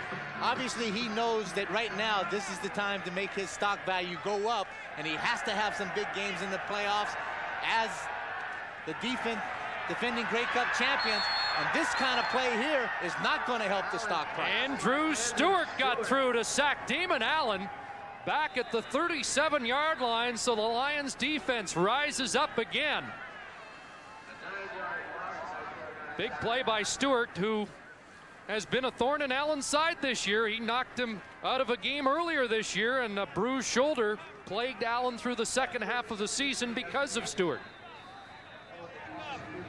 And so Sean Fleming is in to attempt a field goal from 44 yards out. This is the 3rd time today where Edmonton had possession in good field position, and BC forces them into these 40-plus field goals. In a sense, this is a big victory for the BC defense and the BC team itself. Nevertheless, Fleming gets 3 back for Edmonton. 7:06 to go, 3rd quarter. It's 20-15 BC. To 10 in the 3rd quarter. This was the scene at halftime when Willie Burton on the right made a special presentation to Mike Pringle of Baltimore on the left. Pringle, of course, breaking Burton's single-season rushing record of 1,896 yards this season. The new total, 1,972. Chris? Here's the give to Sean Millington as BC took the football at the 35-yard line, and Millington dives for a couple. Errol Martin with the stop. You used to play high school football against Willie, didn't you? I sure did. I tell you what, that's the first time I think I've ever seen Willie's face. Where I've seen him from behind. It wasn't a pretty picture, but I played high school ball against Willie. I played college ball against Willie. Willie played at North Carolina State. And then I had a chance. The first game I ever played in Canada was against Edmonton, and then Edmonton against Calgary against Willie Burton. How come he looks so much younger than you? Here's Austin over the middle to Millington. Broke a tackle. And that is a first down for BC because of Millington's second effort. He ran over Larry Ruck, and that doesn't happen very often. Willie's led a sheltered life a little bit, just to answer your question.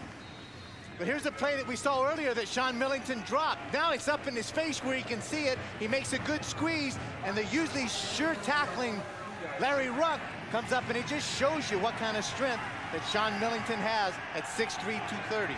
BC with a 5-point lead. Austin going deep, and he had Darren Flutie open, but overthrew the receiver. And it'll be second down. Ken Austin, 31 years of age. We mentioned the brilliant performance here 5 years ago in the '89 Western Final, but he's trying to erase the bad memory of a year ago when Saskatchewan was thumped here at Commonwealth Stadium in the semifinal.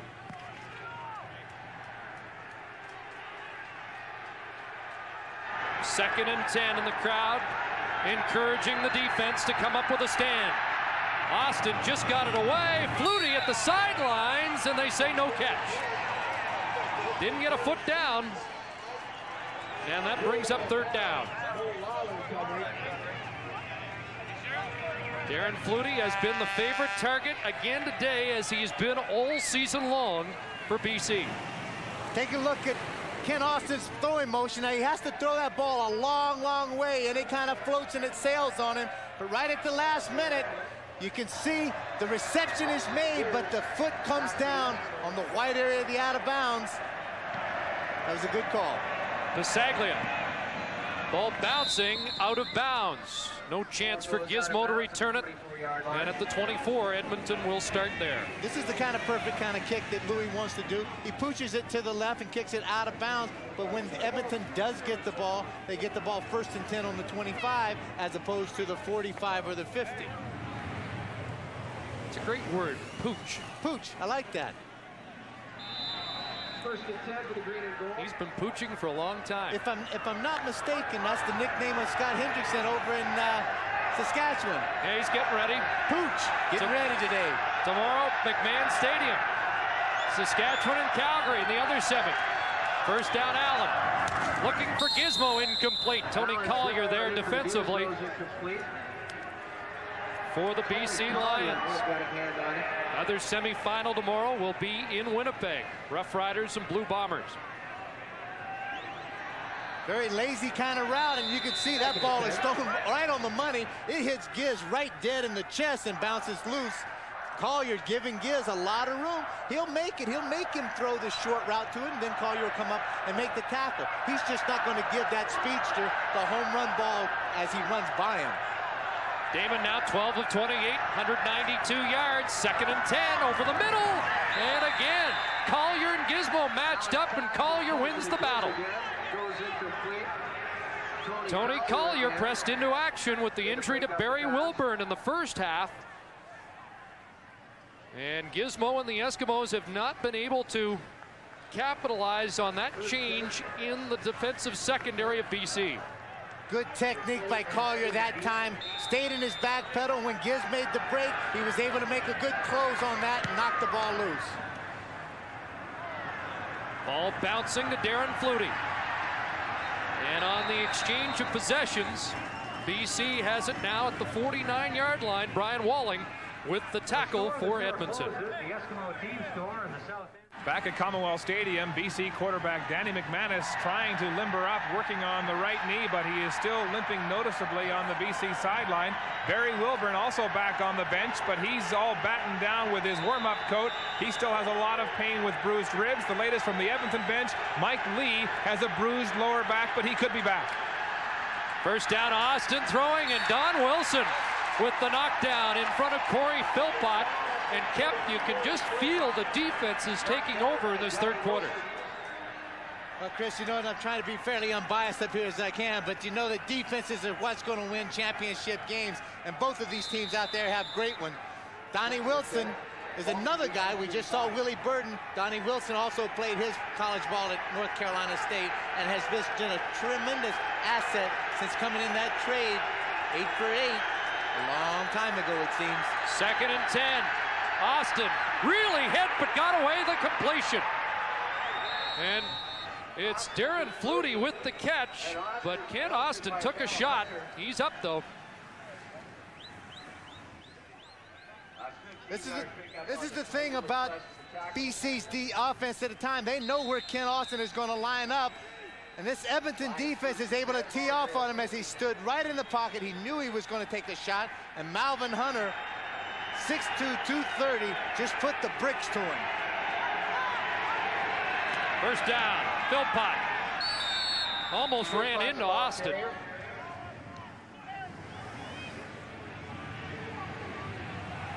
He has not been able to spring loose on a rushing play this afternoon.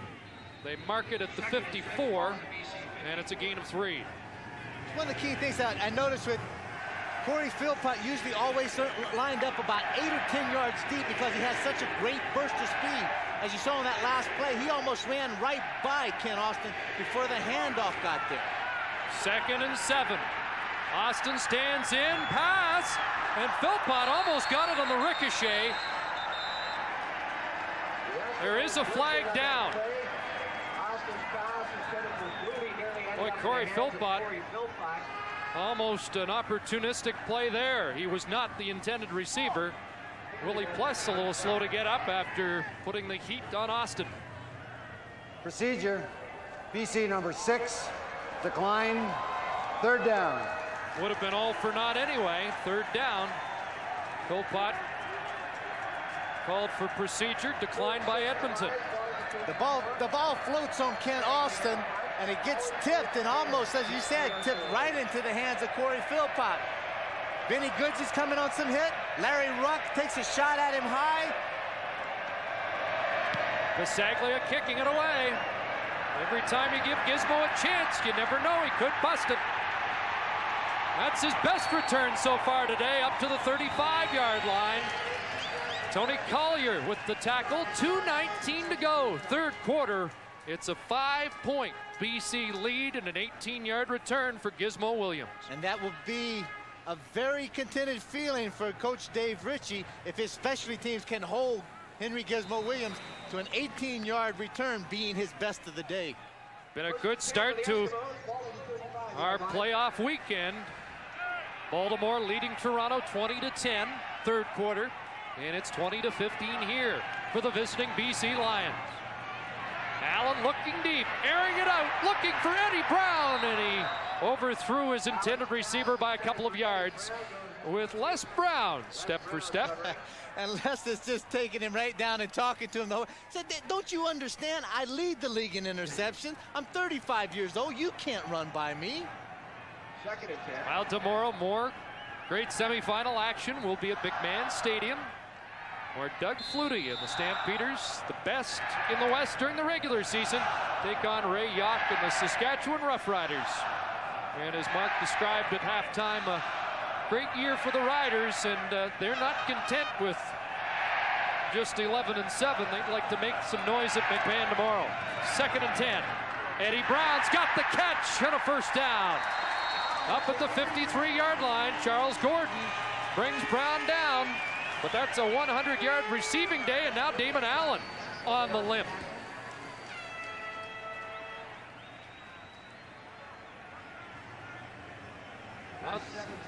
Damon Allen on the limp. Let's see what happened. Chater's rolling into him. A couple of guys getting blocked into one another. That's Craig Hendrickson making a block on Dave Chater's. And he just rolls right into that left knee of Damon Allen that was planted. First down, Eskimos. Allen dropped back and has Lucius Floyd, Tyrone Chapman with the tackle at the BC 52-yard line. It's going to be a gain of 5, 2nd and 5. This is a little better play selection, I think, for Damon Allen. Just utilizing these backs coming up underneath the coverage.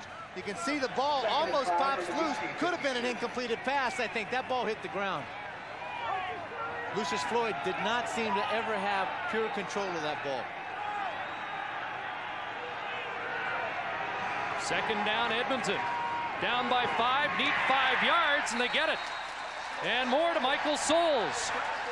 Well, we mentioned coming in that it's Eddie Brown plus the 2 guys coming out of the backfield, and on this drive, Damon Allen has hit Brown, Floyd, and now Souls. And this really puts BC in a tough spot when he starts going toward these backs a little bit more. If the linebackers aren't able to cover him, then he's got to get the halfback and primarily the safety involved in man-to-man coverage, and then that opens up that whole field for Eddie Brown and Gizmo Williams. Should be the final play, third quarter. Allen delivers it incomplete. Looked like it was intended for Tobert over his head and dropping shy of Eddie Brown. Allen a little slow to get up. It's been a punishing third quarter. Defense is ruling, and the Lions with a 5-point lead.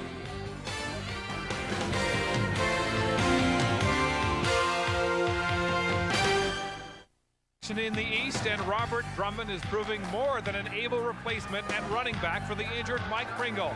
Here he takes the handoff from Tracy Ham, goes straight through a group of Argo tacklers into the end zone, 33 yards for his second touchdown on the day. Baltimore takes command of this game, 27-10 with 3:09 to go in the third quarter. Chris? Here, 2nd and 10. Edmonton as we start the fourth quarter. Here comes the rush on Allen. And Damon Allen will take off. And Allen, who was on the limp moments ago, looked pretty good there.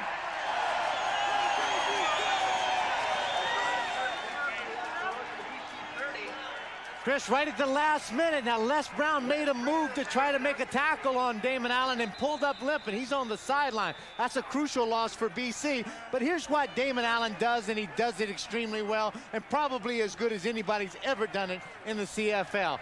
Comes in there, takes a good look down the sideline. Nobody's there, and he's able to take it on his own. But Les Brown really went down quite quickly, and he was holding his left knee. 11-year veteran, the all-time leading receptor and interceptor, and with a shot at Allen, just the left leg buckled. Just looked like at some point he just planted and was pushed off, and somewhere just something gave on him in that knee joint or the hamstring area. You just don't know for sure. We'd hate to speculate up here in the booth. Well, it's a real problem now with Wilburn on the sidelines already. And now Les Brown, unless Wilburn will return, well, he's going to. Otherwise, you got to go with Sean Foodie. You walk over. This is the guy that's been around the league a long time. Now, he played for the Washington Redskins. He's an all-pro. He wears a Super Bowl ring. He has all. You come to him as Dave Ritchie and say, look, I need you. You got to be a veteran. You got to be a man. You got to get out there and play for me right now and get the... As we've stated from the outset, it is that close, every department. Good, strong defensive game, a couple of big plays offensively, but the consistency has been on the defensive side of the ball, and there is one real key ingredient to the success of the BC defense this year, Les Brown. And of course, Les with the touchdown earlier on the block kick. First down. This is the deepest either offense has been in the second half. Edmonton at the BC 30. Allen tried to hit the hot, and he's been chased down, and he's back at the 41. Big defensive play. And the man who got to him is Virgil Robertson. 3 sacks during the regular season, and the rookie linebacker. Damon wants to hit it hot, but there's nobody there. Everybody's played press defense. They jump up on the man, they take the hot away, and then this defense that was rushing upfield, led by Virgil Robertson, just stayed disciplined, stayed outside, stayed in contain, and was able to put Damon Allen on his back.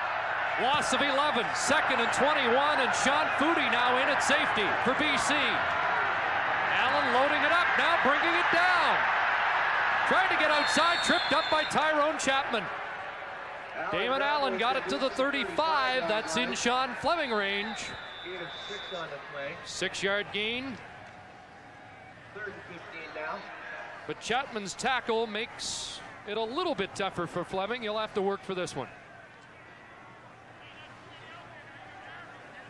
Coach Lancaster, we were talking about Fleming and how well he's kicked this year for the Edmonton Eskimos and the confidence that he has. And you remember that comment that he made last year when he came in, he's talking about, well, about halfway through the season, he said, I'll have my confidence down. And coach says, yeah, he said, halfway through the season, we could be 0-10, and all it depends on having your confidence.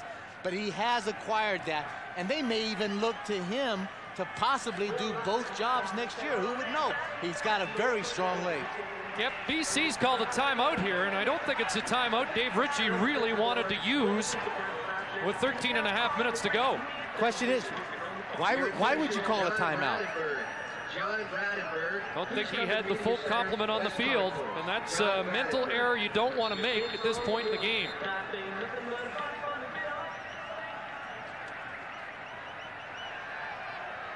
Now they're set, and Fleming will attempt this from 42. All 4 attempts from a bit about this range. And Fleming misses. And BC, Spencer McLennan will happily give up the single point and goes out untouched. So it's now a 4-point game, but that is a tough miss for Fleming. And it keeps BC up by more than a field goal.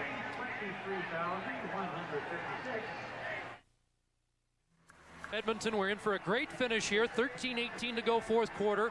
It's a 4-point lead now for the BC Lions, 20-16 after the Fleming single on the missed field goal. He's missed 2 so far today. And BC takes over at their own 35. Austin, quick hitter to Darren Flutie, and he was belted by Robert Holland. Flutie gets 6. Gain of 7 on the play. And they'll mark at the 42 and give Flutie 7. This is an Edmonton defense that wants to be known and respected, to be intimidators. And Robert Holland comes up and tries to make his presence known. But to his credit, great reception, holding on to the ball. Darren Flutie has 7 catches so far, 75 yards, 2nd and 4.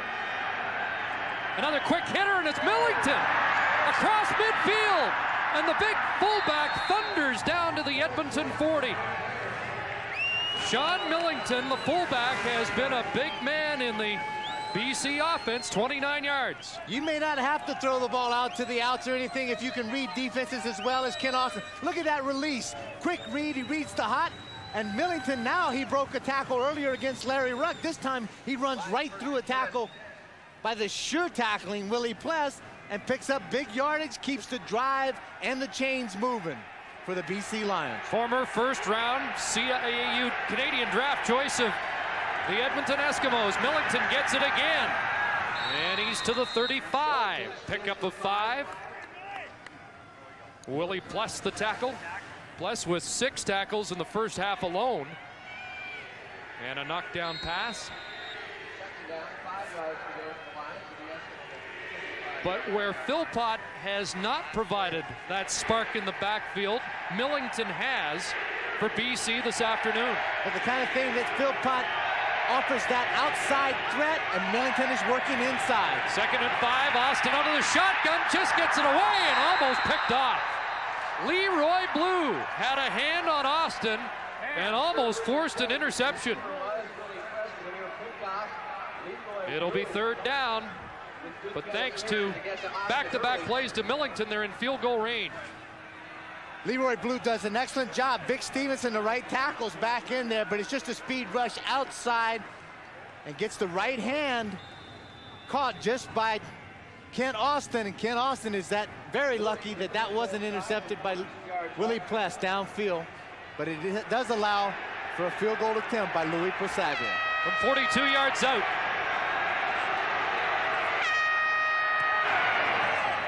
Louis puts it up and he misses. So both field goal kickers have missed, and Gizmo quickly concedes the single point.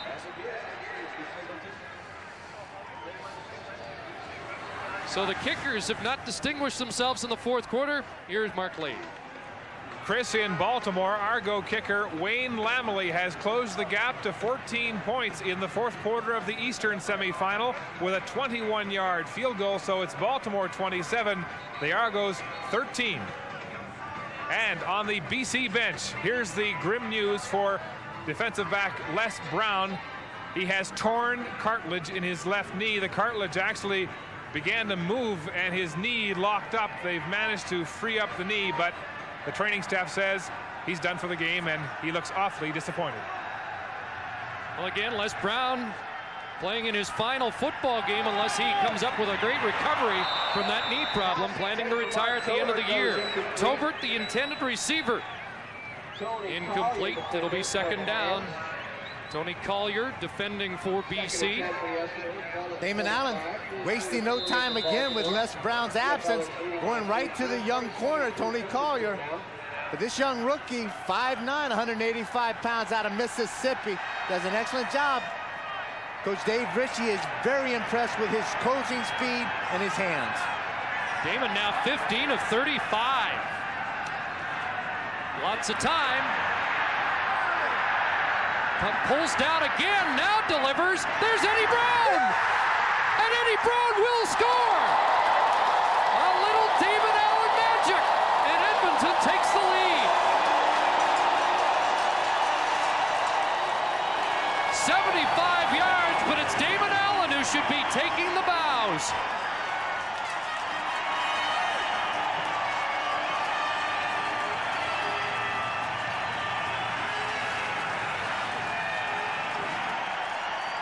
I told you earlier that this is a big play guy, and he didn't get downtown Eddie Brown.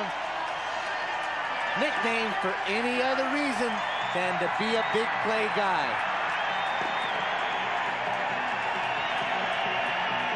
Brown, 6 catches, 184 yards, and 2 touchdowns.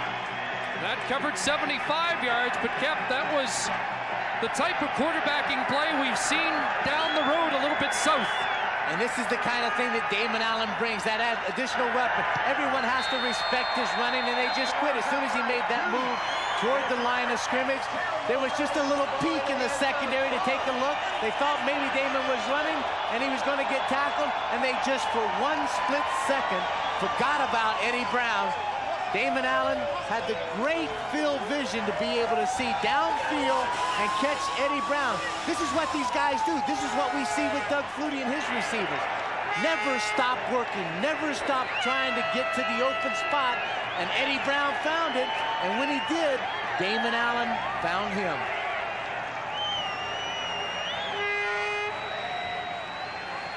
An electrifying play puts Edmonton on top first. Pasaglia's missed field goal, and then the Eskimos strike to take the lead, 23-21. Boy, there's no secret. He's the guy you've got to stop to beat Edmonton, especially with Jim Sandusky out. But BC, as well as they played defensively, have given up the 2 big plays to Brown. Corey Philpott at his 11-yard line.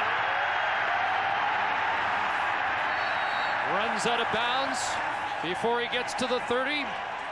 So the Eskimos have taken the lead here in the 4th quarter.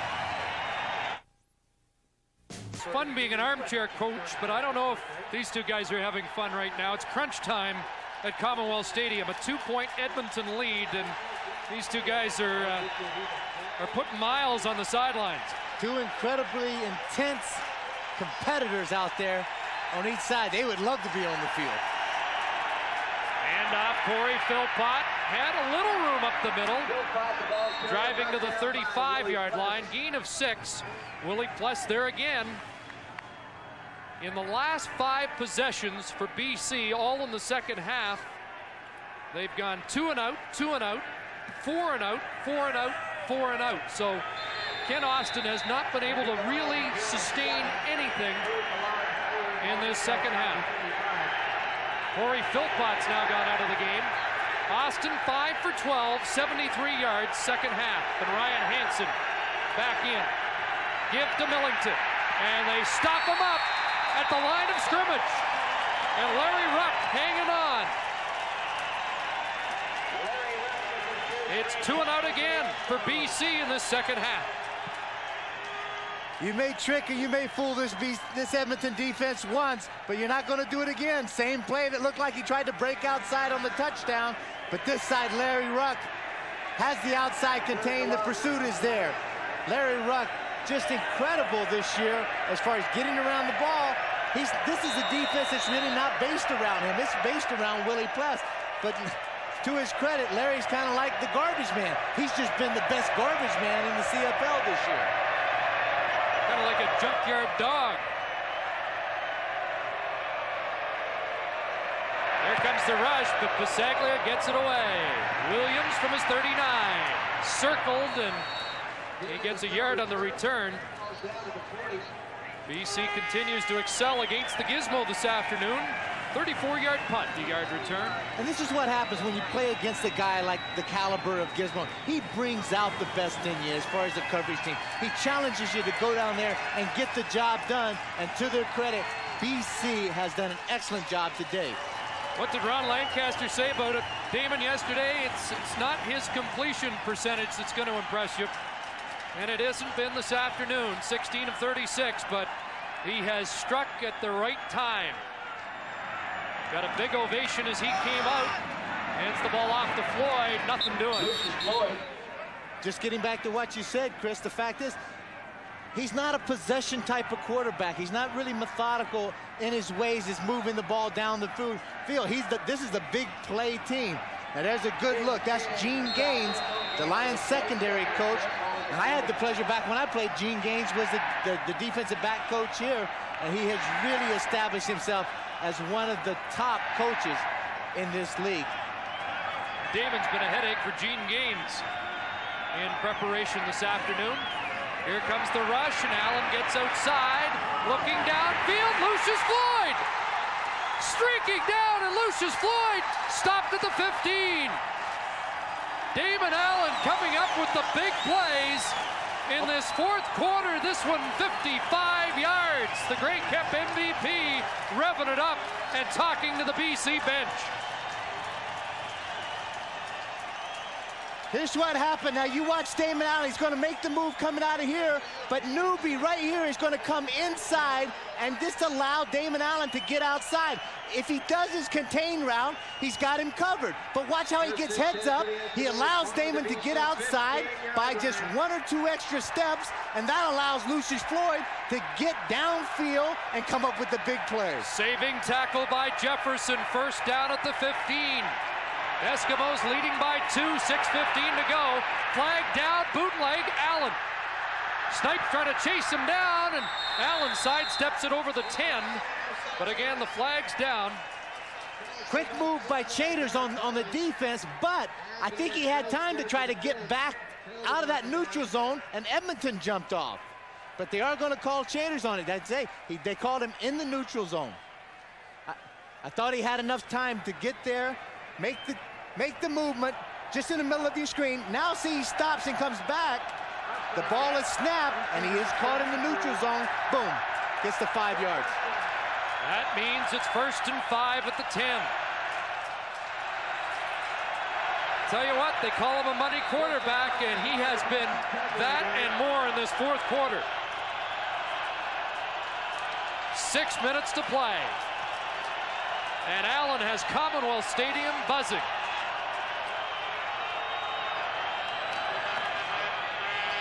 Damon Allen keeping.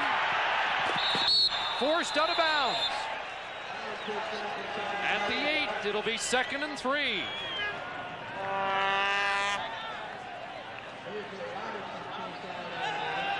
Damon Allen just faking that inside handoff. Not a real good fake to Lucius Floyd. Then he just comes out there. He just looks like he's cruising along, but this guy is motoring. He's picking them up and putting them down. And in the open field, he is very tough to tackle. Virgil Robertson comes in and is able to knock him out of bounds, but it makes it 2nd and about 3 yards. Jumbo team is in for the Eskimos. A lot of extra beef, including defensive tackle David Bailey lining up on the line. 2nd and 3 from the 8. Give to Souls diving. Chris, he's going to be short. Had to get to the 5, didn't get there. Man, Ron Lancaster has another decision to make. 2-point lead, 5:21 to go. They need a yard.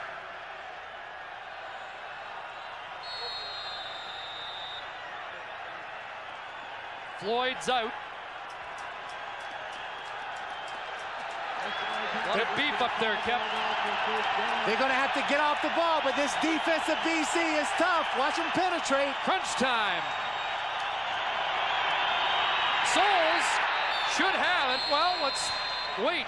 Looks like that initial surge got to the 5. He was pushed back, and it will depend on the spot.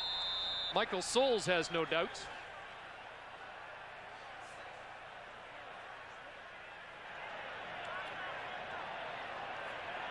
I think the play actually looked a lot closer than what it really is. He didn't get a very, very good spot. I don't know. First down, Edmonton. Wow. Not by much. I think had the paint been a little thinner, it would have been going back the other way, the paint on the football. Tell you what, even when they measured, some of the Lions thought they'd stopped him. What a stand.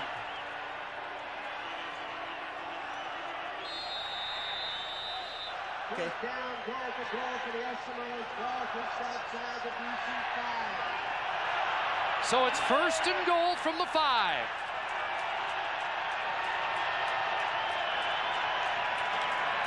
Lucius Floyd broke a tackle and is nailed at the 5. They should have had him in the backfield, but they did shut him down at the line of scrimmage. Tom, you're up. Angelo snipes there. Andrew Stewart just does an excellent job of getting up the field, gets great penetration, but you can see how deep this ball is. I'm sorry, that's Tyrone Chapman. I'm seeing 73 out there. Chapman gets in there, forces it, and disrupts the whole play, and then it allows the rest of that pursuing defense of BC to get in and make the tackle. Floyd got one. Second and goal from the 4. Souls the lone setback. Allen to Christensen, picked up! Charles Gordon has it up across the 40-yard line. There's a flag down, but what a huge play for Gordon.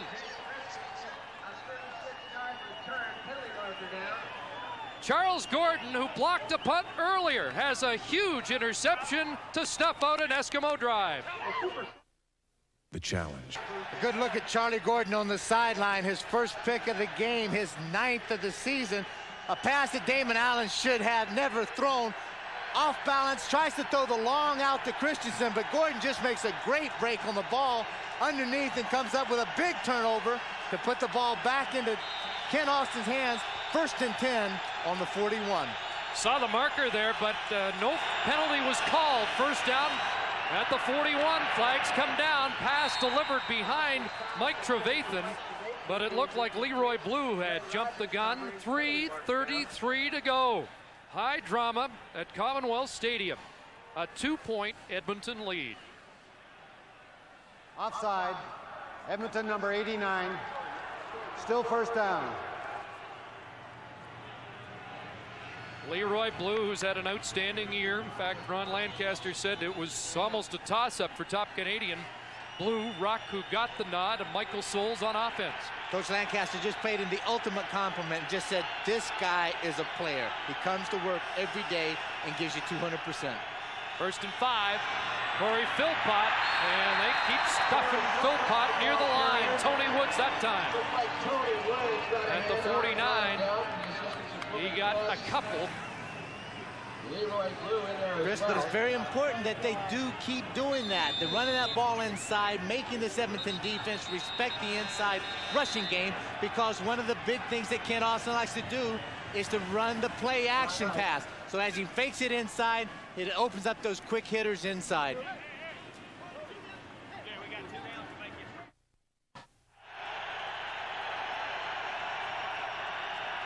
Welcome back, second down, they needed 3, and Corey Philpott crashing through close to the first down. At Commonwealth Stadium with 2:51 to go, BC has the first down. Oh, wait a minute, they're now going to call for the yardsticks. Well, I think you made a good call, Chris. I think they do have the first down, but just to be sure, they're bringing out the chains. Corey Philpott, normally not very tough inside, and when he gets inside, Larry Ruck just puts a lick on him. Corey Philpott fell forward for the first down. By the length of the football. Well, the Western playoffs usually don't disappoint, and it has been a splendid football game this afternoon. Philpott slow to get up. BC looking for its first postseason victory since 1988 when they won the Western Final here at Commonwealth Stadium with Matt Dunnigan at quarterback. The Eskimos looking for their 5th consecutive berth in the Western Final. Chris, that's a couple times that Corey Philpott has walked off the field under his own power, mind you, but he has left the game. Heck, this is the playoffs, man. If you don't win this game, you don't go on. You got to stay out there and make them drag you off the field. First down for Austin. Pumps once. Now out in the flat to Matt Clark.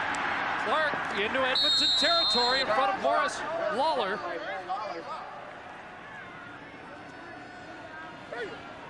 And they'll mark the ball at the Edmonton 48-yard line. That's close to a first down, and indeed it moves the sticks. Pump and go to the inside receivers, and then he had to bring it down because Edmonton just didn't bite on it. Lawler's got his hand up around the face mask. Could have been called there also, just to add another 15 yards or 10 yards onto it. Well, fortunately, this game has not been marred by a rash of penalties.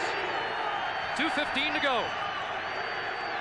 First down for Austin, has time over the middle, and Trevathan was grabbed from behind, and Donnie Wilson with the defensive play incomplete.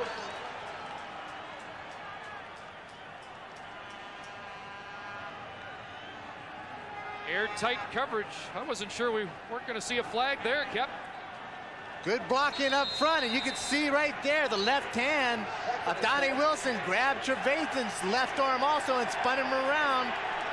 Wilson got away with one. They're not in Passaglia field goal range yet. 2nd and 10 from the 48 of Edmonton. Austin over the middle. There's Trevathan, and he has a first down. Glenn Rogers Jr. with the tackle, but Trevathan has his first catch of the day in this, his first game of the year against Edmonton. And what a clutch catch. It couldn't have come at a better time for the BC offense. And Ken Austin comes back. There's a couple of receivers in the area. They're just dragging underneath the zone. And Ken Austin puts the ball right on the money. Trevathan, a very sure-handed receiver, dropped one earlier in the second quarter, but came back to make a great stab there. Now BC is in the driver's seat because they can control the clock. They want to get closer to Passaglia range. Big Sean Millington down to the 33. Leroy Blue tackling there. Both field goal kickers are 2 for 4 today. Here's Mark. Chris in Baltimore, the Quasi-Colts have taken a stranglehold with 4 minutes to go in the game. Chris Armstrong, as slot back, has caught his 2nd touchdown pass of the afternoon from Tracy Ham to make it 34-13. Baltimore in control ahead of the Argos. What a year for Chris Armstrong, the former Eskimo. Here's a big play. 2nd and 7. Austin with time. An open receiver is Flutie. And Darren Flutie inside the 25 has another first down. 1:21 left on the clock. And they're now in a position to let Louis Passaglia kick for the winning points, but Dave Ritchie wants to hold on to the football, and if you get it in the end zone, it makes it even tougher for Edmonton to come back. This is good. Work the clock right now, and I don't think you've got anybody better in this league at working the clock than Ken Austin. Run it down, give as little time as you can after the field goal to the Eskimos. Big Sean Millington has a couple up the middle, maybe 3 to the 21. Under a minute left.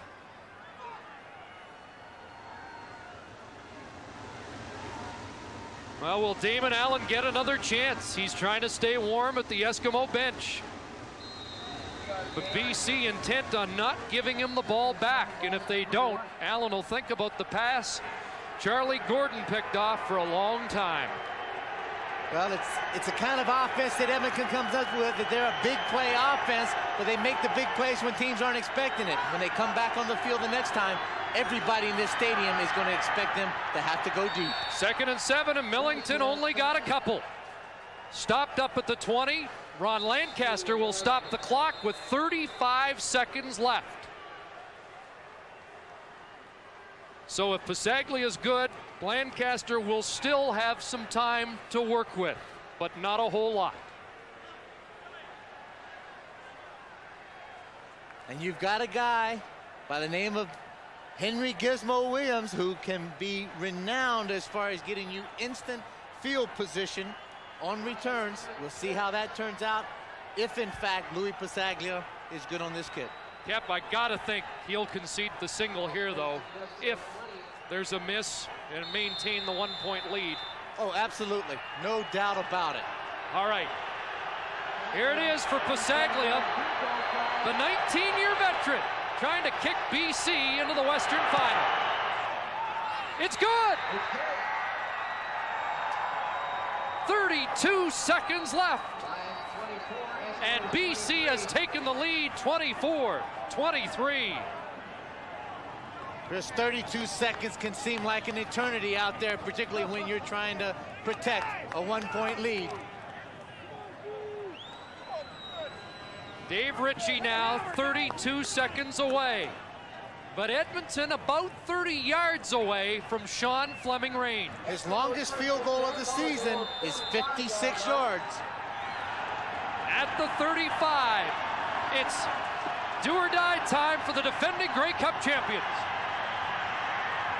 Allen in the flat, Tolbert's open, can't hang on. Oh boy. He's done such a nice job this year as a reserve receiver, but in his biggest moment, couldn't hang on. That takes 5 seconds off the clock, and it's 2nd and 10.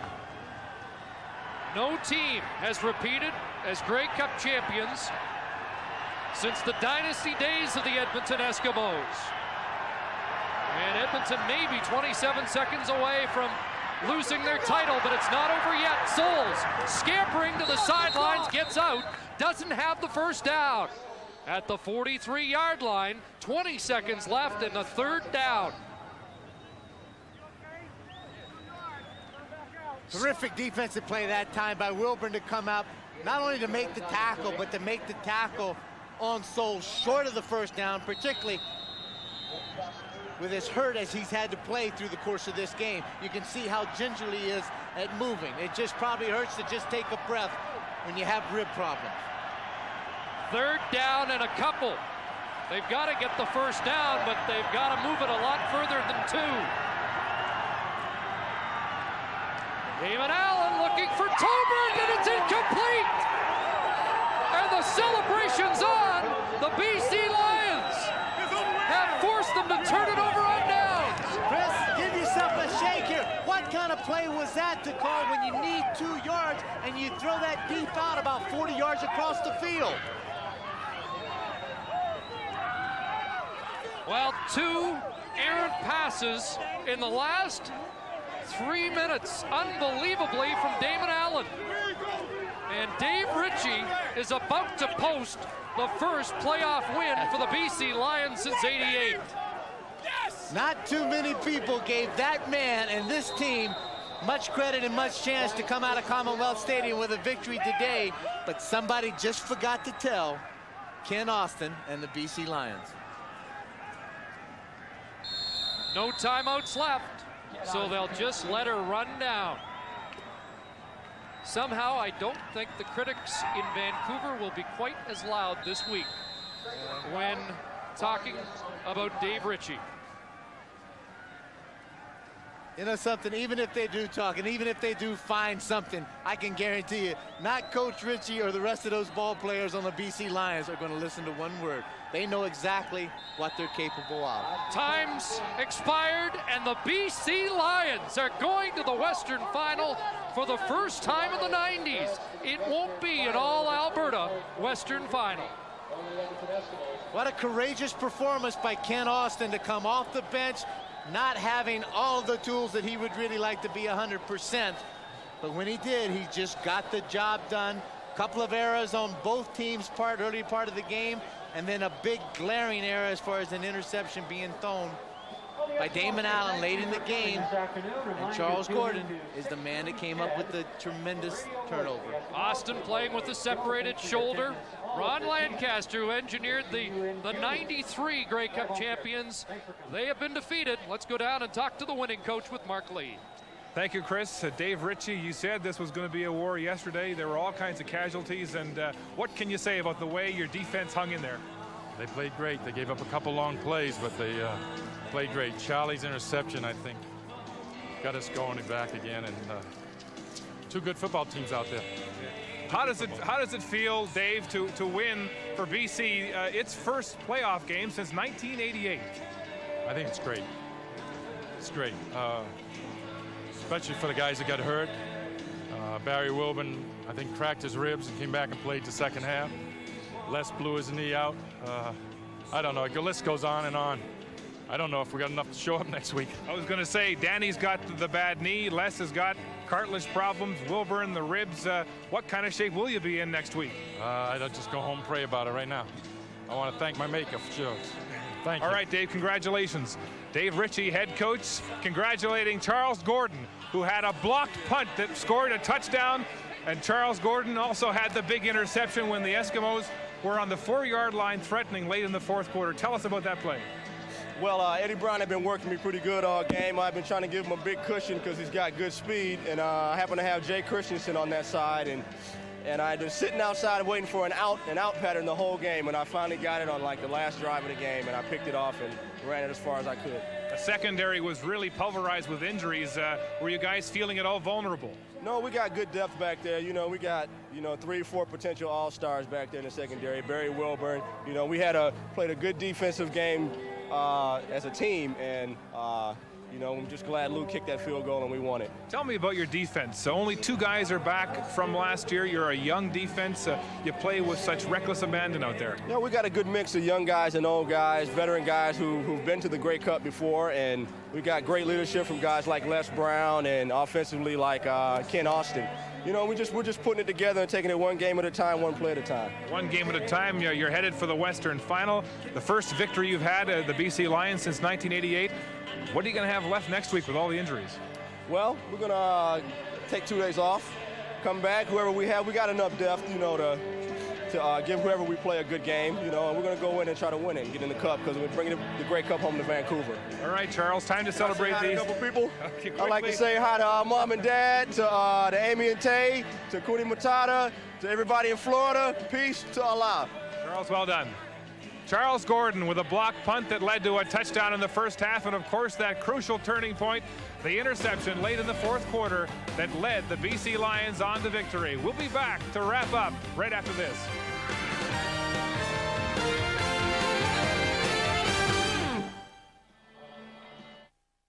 Stadium in Edmonton, where the Lions have defeated the Eskimos by the slimmest of margins, 24-23 to win the Western semifinal. The Lions move on to the Western final. Could be against Calgary or Saskatchewan next week. Ken Austin, survival of the fittest out there today, wasn't it?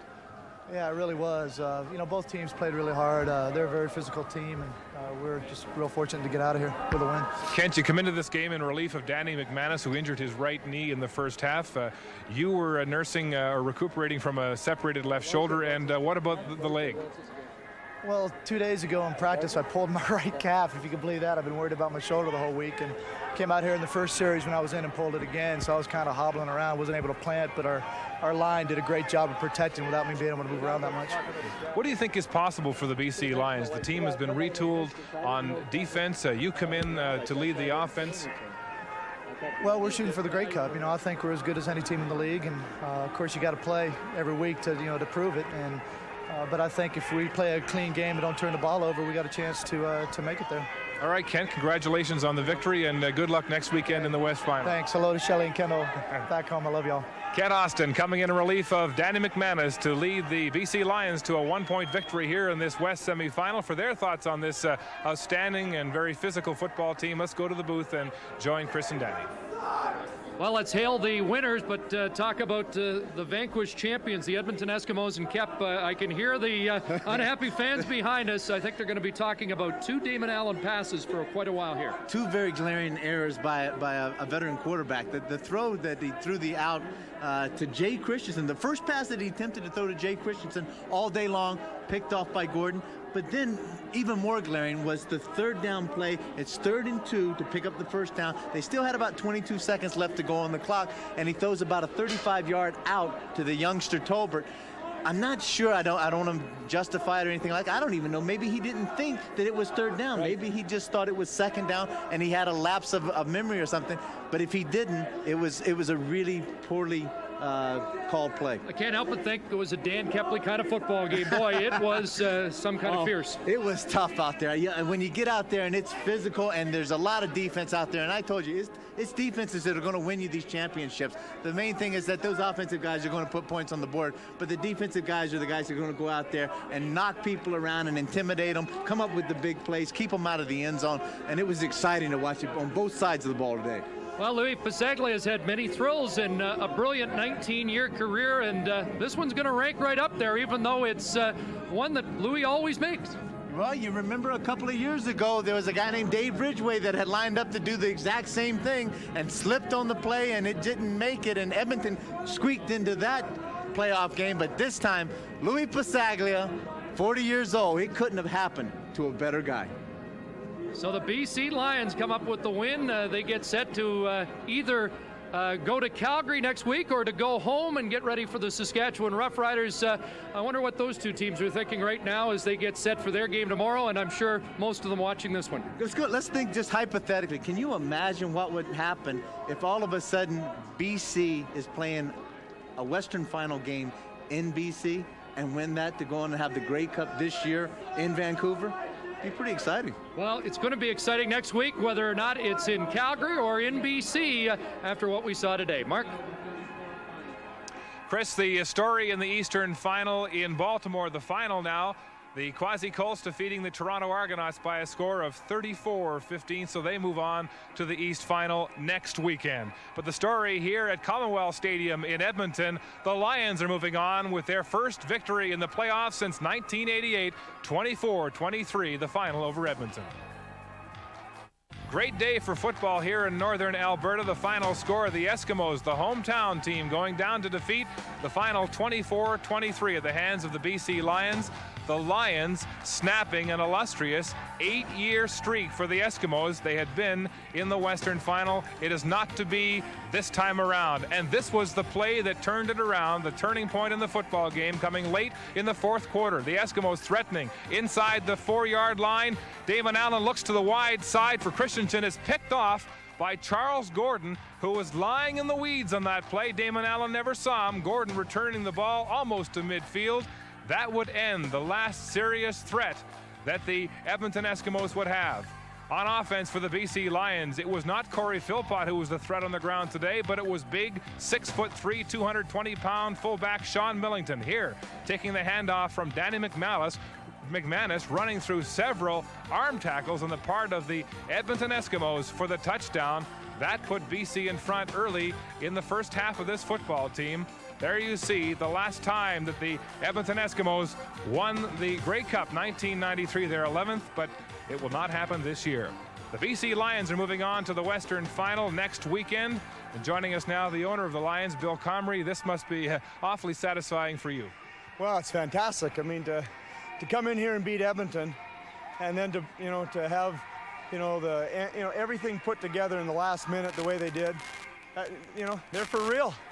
You're kind of shaking here. You're really wound up. Just talking to some of the guys. They're all pumped up. It's great. They're excited, and they're waiting for the outcome now. Saskatchewan, Calgary, and we're ready. Bill, tell me about your football club. Last regular season game, you had nearly 41,000 fans. You lost to Calgary by just 1 point. Now you beat the defending Grey Cup champions. Things are looking awfully promising, aren't they? Well, it's nice, when you have a guy like Danny McManus start because Kent's hurt, and then Danny goes down and you have Kent come in and finish like he did. I mean, we've got great support. Les Brown went down. Glenn Scrivener's hurt right now. The guys just keep filling in. They're playing well, and I think they're ready. There were a lot of casualties. Add another name to that list, Barry Wilburn, who injured his ribs in the first half. Found it very painful just to sit down on the bench coming out after plays. It does beg the question, how much you guys have left? Well, it does. He came back and played, and hopefully Danny Mack will be back also, so we'll have the 2 quarterbacks again. You know, there's injuries. They assess this this coming week, and we'll see. Right. Okay, so the BC Lions heading to the West Final. First win since 1988, when, in fact, the Lions beat the Eskimos right here at Commonwealth Stadium. Congratulations to your team, and good luck next weekend in the West Final. Thanks a lot. Bill Comrie, the owner of the BC Lions, who are victorious here this afternoon. The final score over the Edmonton Eskimos, 24-23. The Eskimos' string of 8 straight appearances in the West Division final is snapped. They will not be going this year. The Lions, of course, with their first playoff win since 1988. Of course, they went on to the Grey Cup that year.